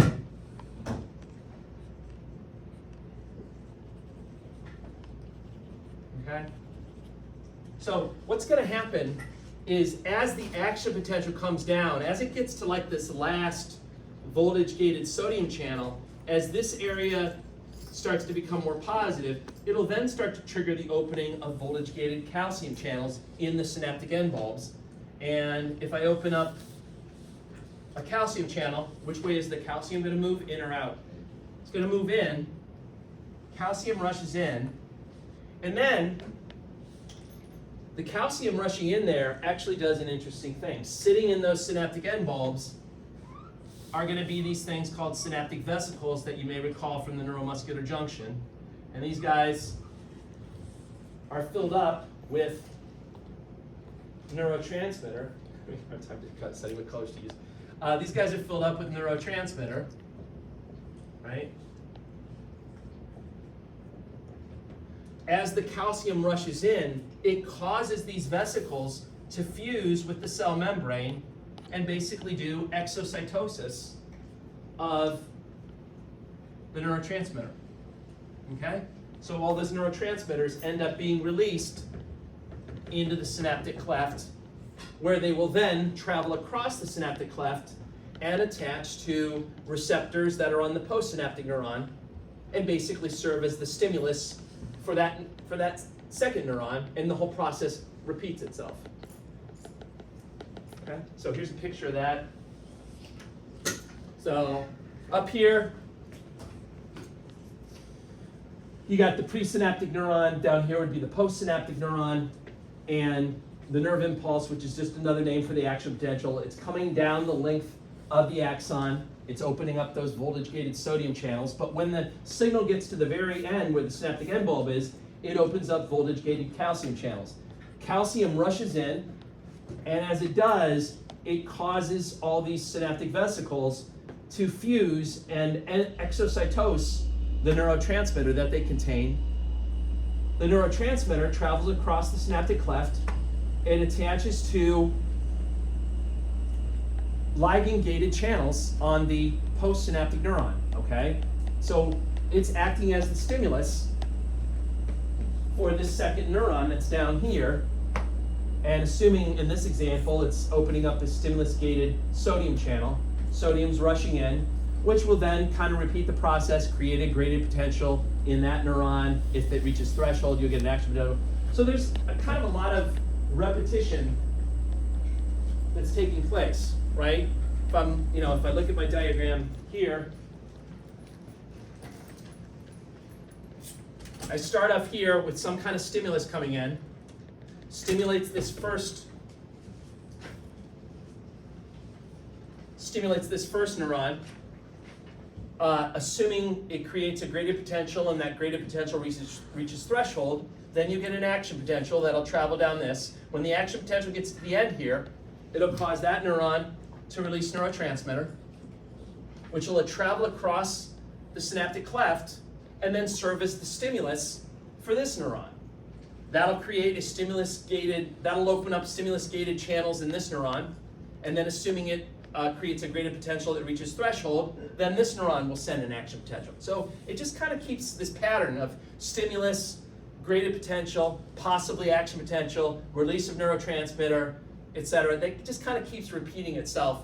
And you can have, multiple connections between many, many neurons, and they just kind of keep repeating themselves in this way. Okay. Now, I mentioned the other name that they sometimes throw out for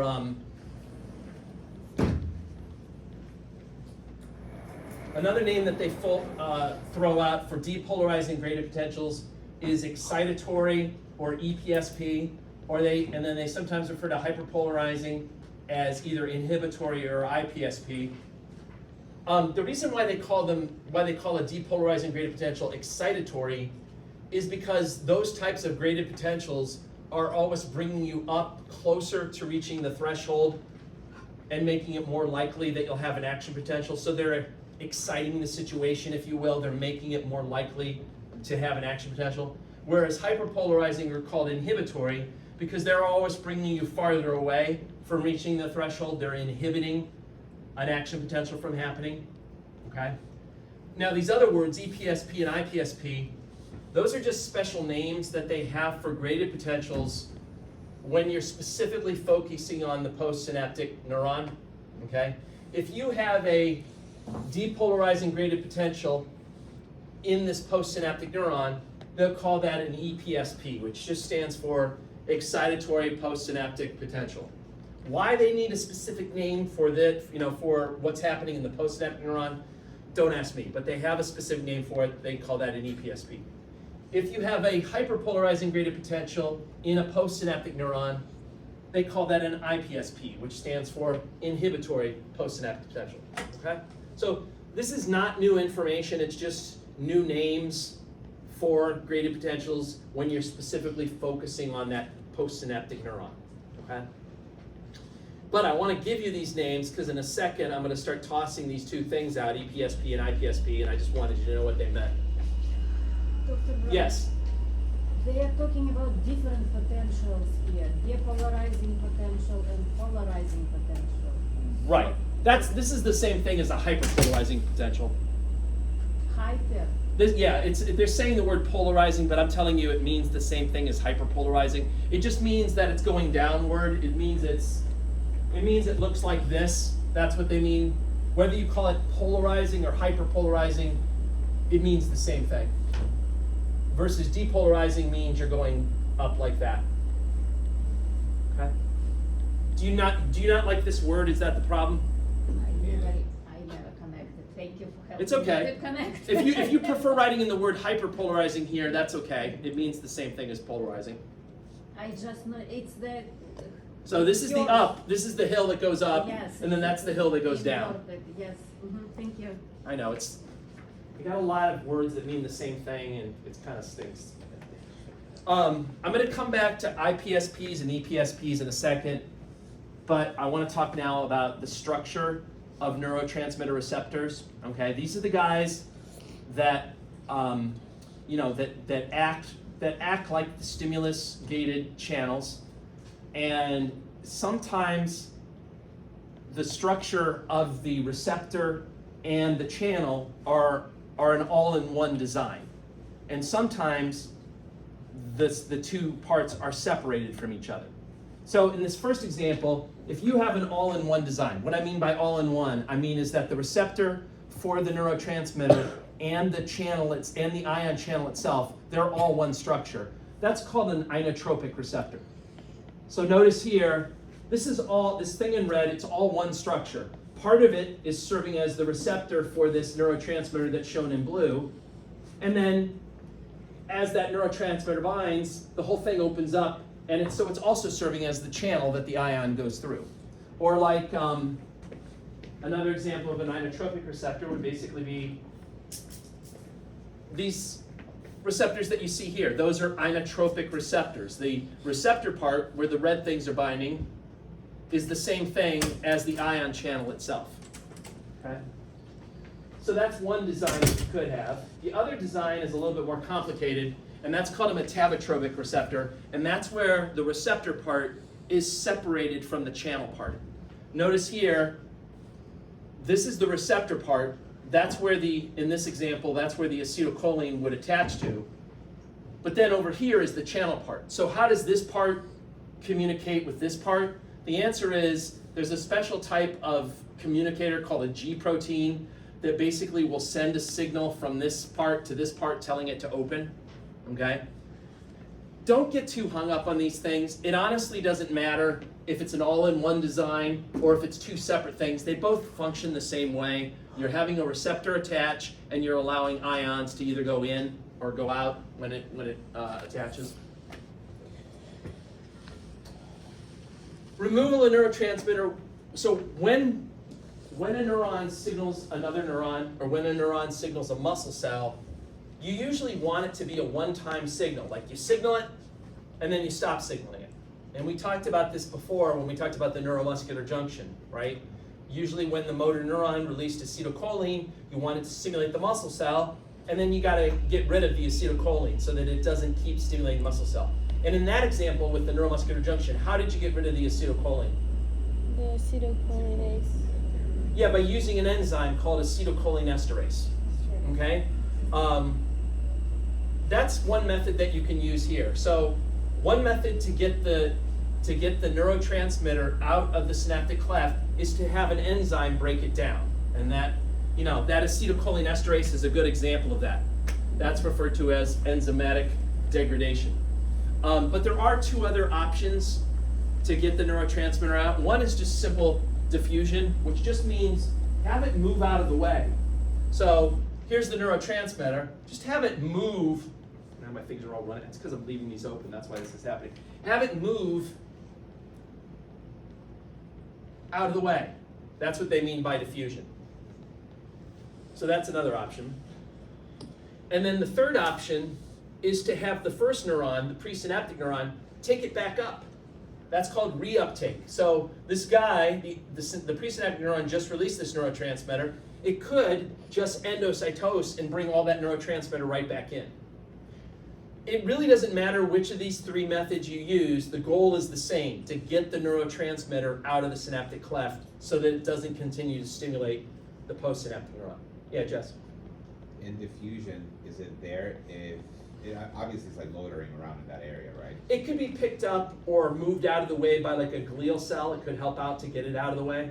I guess my question was, would there be some leftover gradient if needed, some more of that to go through the next neuron, or would it just like disintegrate like completely? It probably moved out completely. Okay. Yeah. So those are the three choices. Whichever method you use, the goal is to get it out of the way. I'm gonna cap some of these, they're all getting, see, I'm not an experienced multicolorist. I'm usually, I'm mostly monochrome, just black and white, but here I tried something new, and it's biting me in the butt, so. Should invent a marker that has like multiple colors in it. That's good, or like a self-capping one that like, if you're not, it's got like fingerprint analysis and then it covers it up, or I don't know. Maybe I'm trying to think outside the box here. This is the kind of stuff that keeps me up at night. All right, so summation, I mentioned that action potentials can do summation. That just means scratch that. Graded potentials can do summation. Graded potentials can add themselves together to make bigger graded potentials. And there's two types of summation that can go on, something called spatial summation and then something called temporal summation. And that's what these diagrams, which are pretty good, are showing you down at the bottom. So on the left side, you have what's called spatial summation. And in this example, with spatial summation, you have multiple presynaptic neurons all synapsing with the same postsynaptic neuron. And if they time it right and they're in sync and these two guys stimulate the postsynaptic neuron at the same time, you can add the graded potentials together and get a bigger graded potential. So what they're showing you down here is they're showing you, first of all, what would happen if neuron number 1 was the only neuron that stimulated neuron 3? And the answer is you'd get this tiny little graded potential that clearly didn't reach threshold, right? It's way below threshold. What if you just had neuron number 2 be the only neuron that stimulates neuron 3? Well, same type of deal. You would just get this little graded potential that didn't reach threshold. But what if you had neuron 1 and neuron 2 at the same time stimulate neuron 3? Then you'd get this big graded potential that actually reached threshold, and once it reached threshold, then you'd get the action potential that you're seeing there. So having multiple presynaptic neurons simultaneously stimulate a postsynaptic neuron is an example of spatial summation. That's one way to do it. The other way to do it would be to have just one presynaptic neuron and one postsynaptic neuron, but have the presynaptic neuron rapidly stimulate the postsynaptic neuron. Just keep stimulating it. Stimulate, stimulate, stimulate. If you just notice what's happening here, if you just stimulate it like once and then wait, you're going to get a graded potential that then goes back down. And by the way, this kind of looks like what happened with muscles when you stimulate a muscle multiple times. So graded potential goes right back down. If you wait and then do it again and don't stimulate, it goes right back down. But if you keep stimulating it, stimulate, stimulate, stimulate, those graded potentials will be able to add together, and then you reach threshold and you get an action potential. Okay? So with temporal summation, it's one neuron rapidly stimulating another neuron, and then you can add them together that way. Okay? Now, one of the things you got to keep in mind is it can be very complicated. You can have multiple neurons stimulating one postsynaptic neuron, and they might not, and this kind of gets back to what Olga asked earlier on, which seems like it was like, I don't know, 300 hours ago, but there's no rule that says that all the neurons that are stimulating the postsynaptic neuron have to be doing the same thing. They could be sending out different neurotransmitters and creating different graded potentials. So let me give you an example. Then what happens is it becomes kind of a big math problem for the postsynaptic neuron. It has to add together all of the signals it's getting and seeing if that value reaches -55 or not. If it does reach -55, then it'll be like, all right, I'm going to give you an action potential. If it doesn't reach -55, then no action potential. So it could look something like this.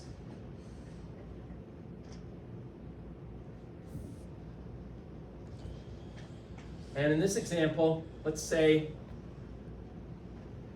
you had 3 presynaptic neurons.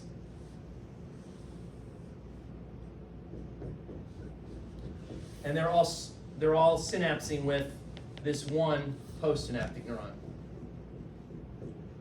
Okay? So these are presynaptic neurons.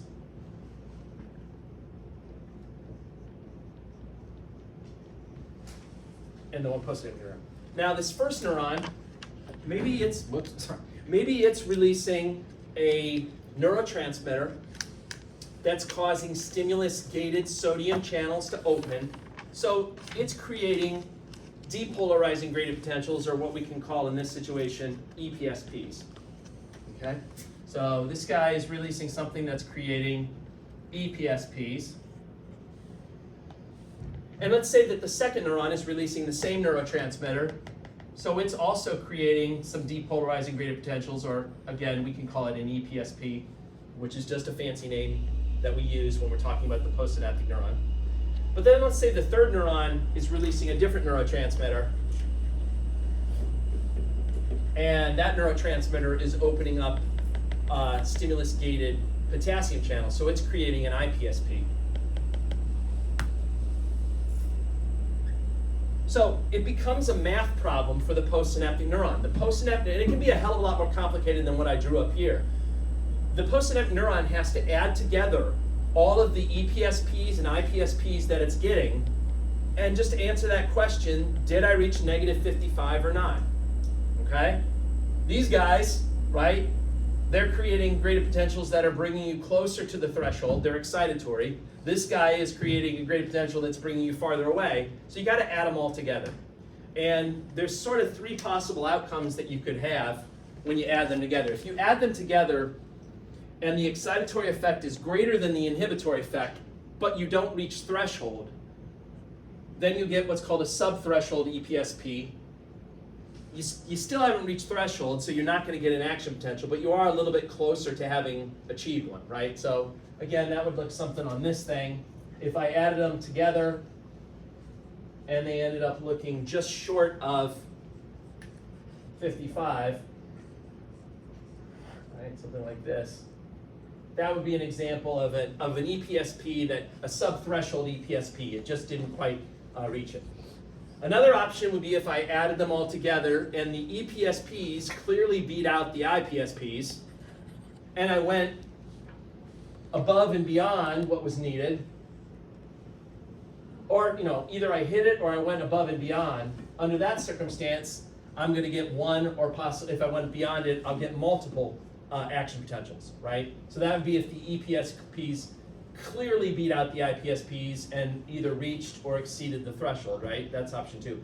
And then option 3 would be if you add it together and the IPSPs clearly beat out the EPSPs, in which case you would get something that looks like this that would bring you even farther away from the threshold, and then of course you wouldn't have an action potential from that.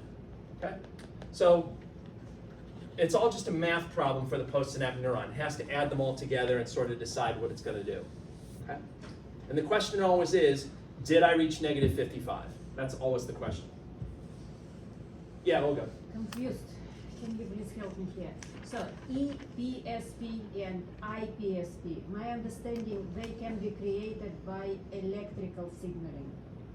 But there are also... No, they're created by non-electrical signaling. They're created by stimuli. They're created, EPSP and IPSP, they're just named, this is just another name for a depolarizing graded potential. It's caused by a stimulus. And this is just another name for a hyperpolarizing graded potential, and it's also caused by a stimulus. And stimulus can be electrical or... No, stimulus is going to be a chemical, or it's going to be mechanical, or it could be light rays or sound waves or something like that. I'm asking because there are neurotransmitters that can have inhibitory effect as well. So it's something... So a neurotransmitter that has an inhibitory effect is causing basically an IPSP, or it's causing, it's also known as a hyperpolarizing graded potential. Yeah. IPs. Yeah. I didn't want to confuse you guys. I wanted to introduce these terms later, but these are just terms that mean the same things as depolarizing graded potential and hyperpolarizing graded potential. But they're terms that you specifically use these terms when you're focusing on the postsynaptic neuron. That's all it means. Okay, thank you. Okay? This is the kind of stuff that if you look at it long enough, maybe at like 3:23 a.m., you'll have a eureka moment. You'll be like, I got it, right? That's about what my eureka moments. Neurotransmitters, these are the signaling chemicals. So far, we've just kind of obsessed about acetylcholine.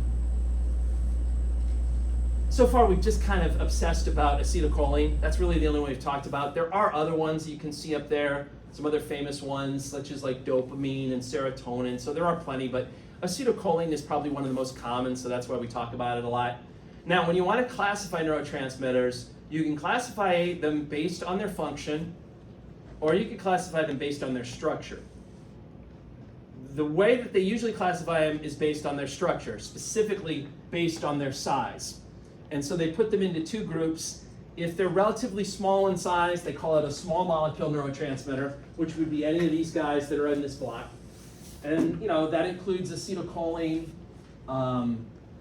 glutamate, dopamine, serotonin, epinephrine, I would say the more famous neurotransmitters are in this small molecule group. The other group is for like large neurotransmitters that they call neuropeptides. These are guys that are like made up of repeating amino acids and things. These guys probably aren't as famous, although I'm sure a lot of you guys have heard of endorphins. They're kind of like natural pain relieving chemicals in your body. They'd be an example of a neuropeptide. So that's the best way to classify neurotransmitters, is just based on their size. Are they big or are they small? You can try to classify them based on their function, but it's really hard because one neurotransmitter may have different functions in different parts of the body. So acetylcholine, for example, it can be excitatory at your neuromuscular junction. In other words, acetylcholine can cause stimulus-gated sodium channels to open, so you get depolarizing graded potentials at the neuromuscular junction. But other places, acetylcholine causes stimulus-gated potassium channels to open, so it causes hyperpolarizing graded potentials, and it's inhibitory. So you can't put it in a nice neat box because it kind of depends on where you're at in the body. So it's a lot easier to just use that second method.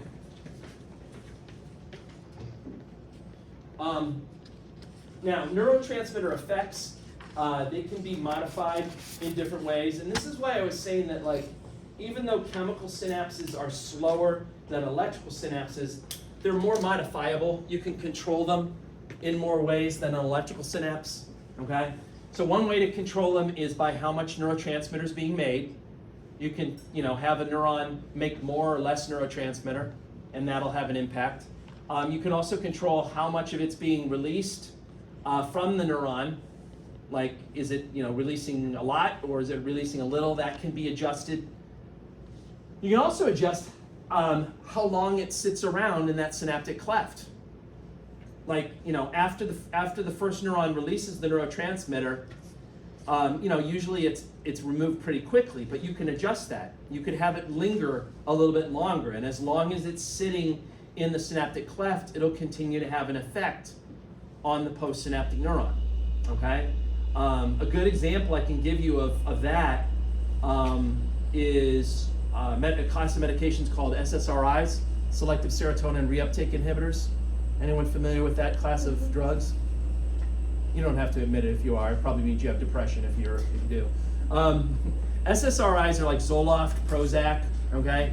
Those drugs work by keeping this neurotransmitter serotonin in the synaptic cleft longer. SSRI stands for selective serotonin reuptake inhibitors. Usually when serotonin is removed, to get serotonin out of the synaptic cleft, usually the first neuron will take it back up. But when Zoloft or Prozac are around, they block that and they keep the serotonin sitting in the synaptic cleft longer, and that has an antidepressant effect. It'll keep stimulating the postsynaptic neuron and associating, with feelings of happiness and things like that, okay? So a lot of this information that's up here is really good information if you ever had any interest in going into pharmaceuticals or how drugs work or anything like that. I don't know how much of that stuff you get in nursing school, like if they go into the details of how meds, I imagine they give you some stuff. Another thing that can be done with the receptors of neurotransmitters is you can either stimulate the receptor for a neurotransmitter or you can block it. Drugs or medications that sort of act like the natural chemicals that stimulate the receptor, those are called agonists. And yes, I know these are like the same type of words we used for muscles with, but this is something different. So medications that stimulate or that act like a natural chemical are called agonists. Medications that block the receptor and prevent the natural chemical from doing its job are called antagonists, or in common like drug lingo, they usually refer to them as blockers. Okay? For example, two examples of an agonist and an antagonist.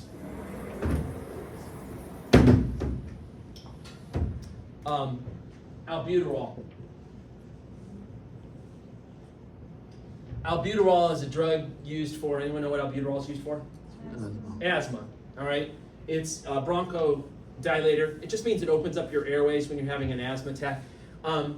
Albuterol is what's called a beta agonist. There is a receptor for adrenaline called the beta receptor. And albuterol stimulates that receptor, and that's what causes your airways to dilate. So it's known as a beta agonist.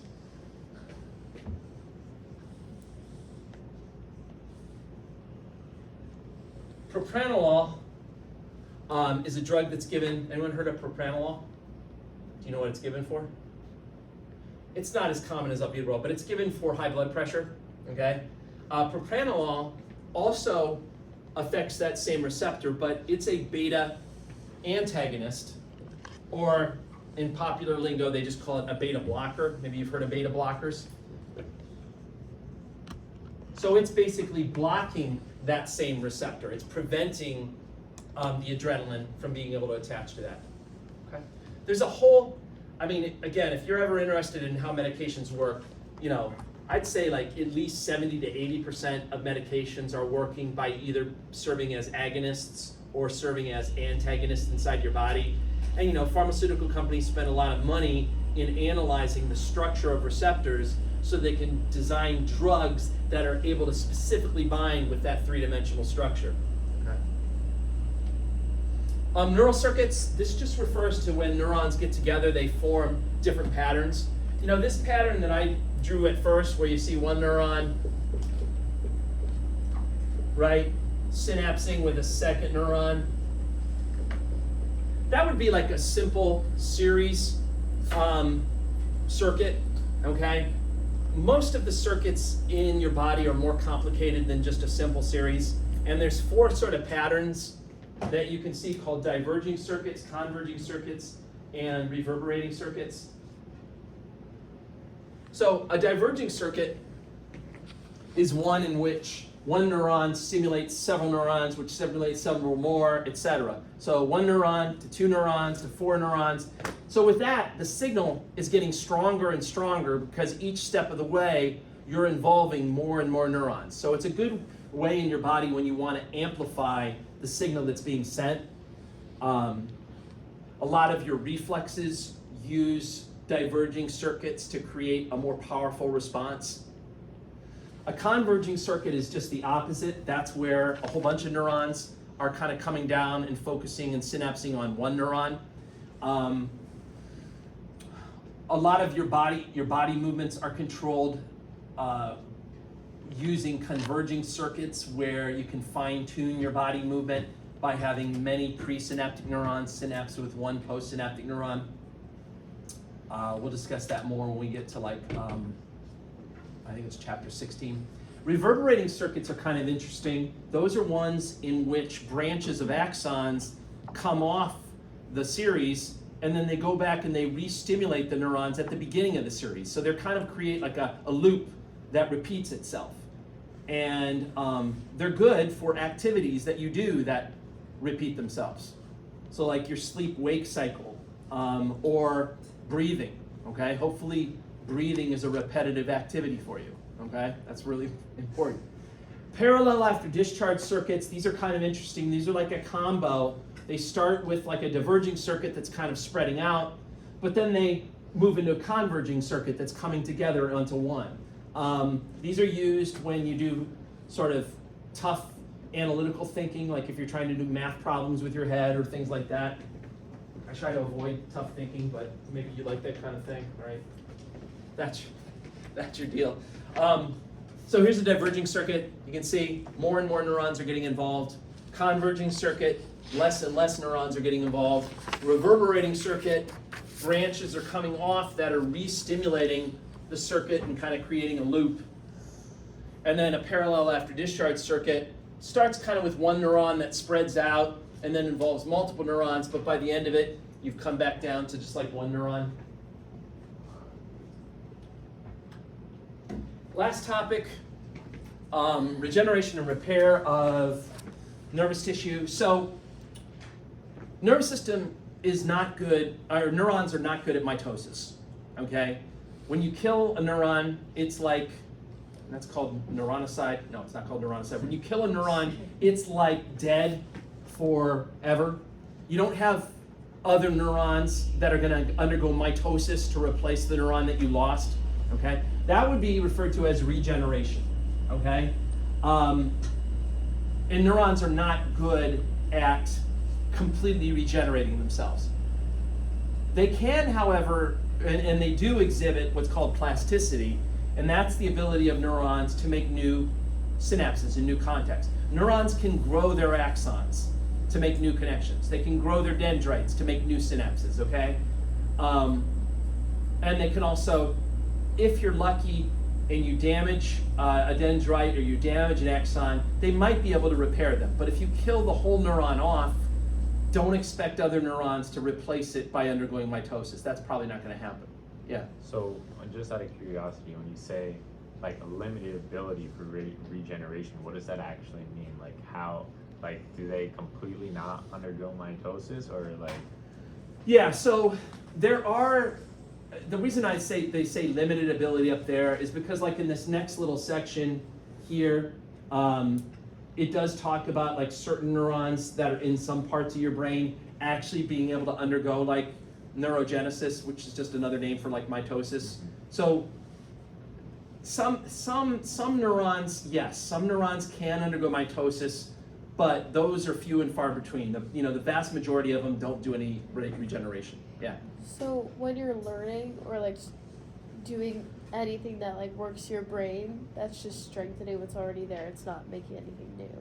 Well, it's making new connections. It's potentially growing axons to synapse with new neurons, okay? But it's just not making entire new cells. You're not making entire new neurons. You're creating new connections, but not new cells. Yeah. Can you grow axons? Can you grow the axon longer? Can you create collaterals from the axons? Yes. Yep. And dendrites can be grown. And dendrites can be grown also. Yeah. So is the hyperplasia hypertrophy possible with neuron? I've never heard of it referred to as that, but I guess maybe technically it is. I mean, if you're growing more dendrites and things, you are kind of increasing the size of the cell. So, yeah, I mean, I guess that might classify as hypertrophy. Yeah. But not hyperplasia. Yeah. Yeah. So why are neurons bad at undergoing mitosis or undergoing neurogenesis, whatever you want to call it? One reason are the neuroglia.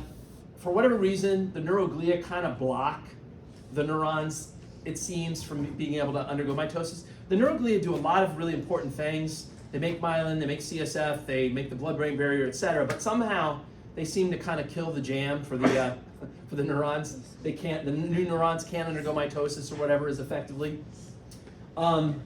Absence of growth-stimulating cues that you had when you were a fetus. So back when you were a fetus, I know you probably don't remember, but back when you were a fetus, there are certain chemicals in your body that actually stimulate the neurons to undergo mitosis.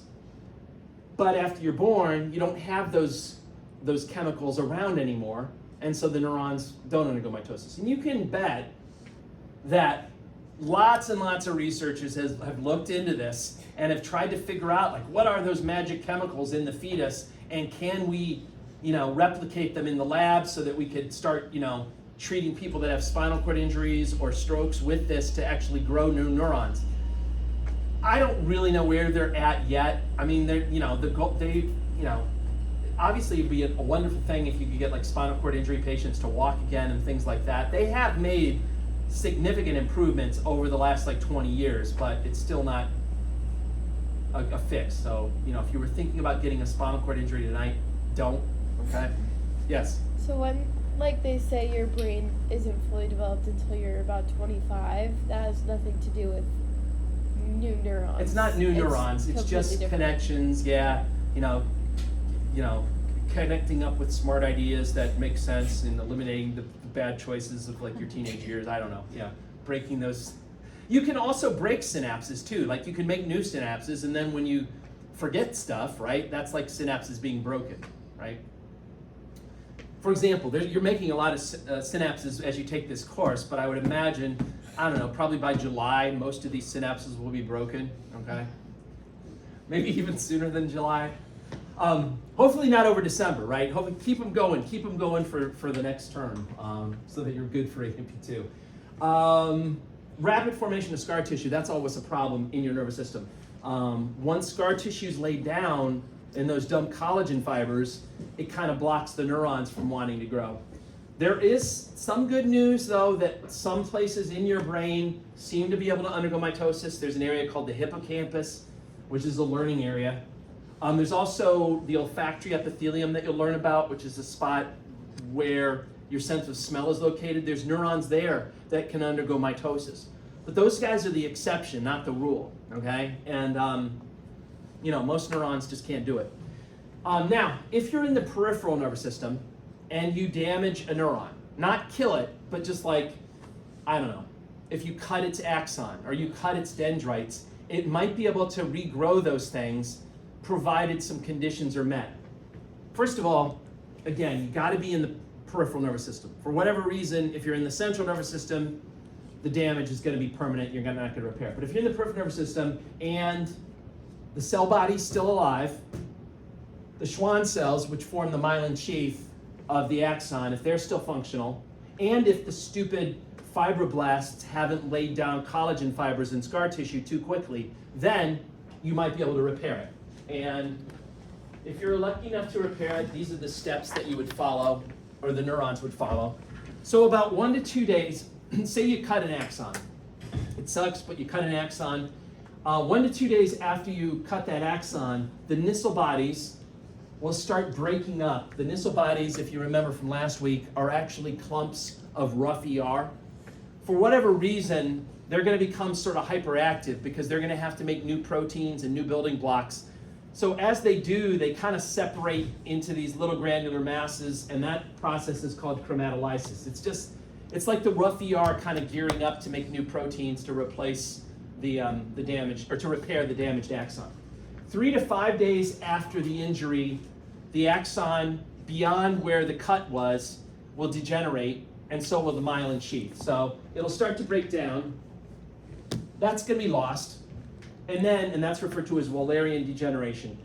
Then hopefully some macrophages will show up.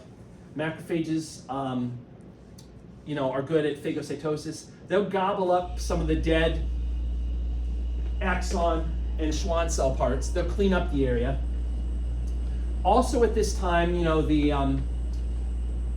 Nissl bodies, the rough ER that's there, it'll be kicking it into high gear, making more proteins, etc., trying to kind of prepare for the process.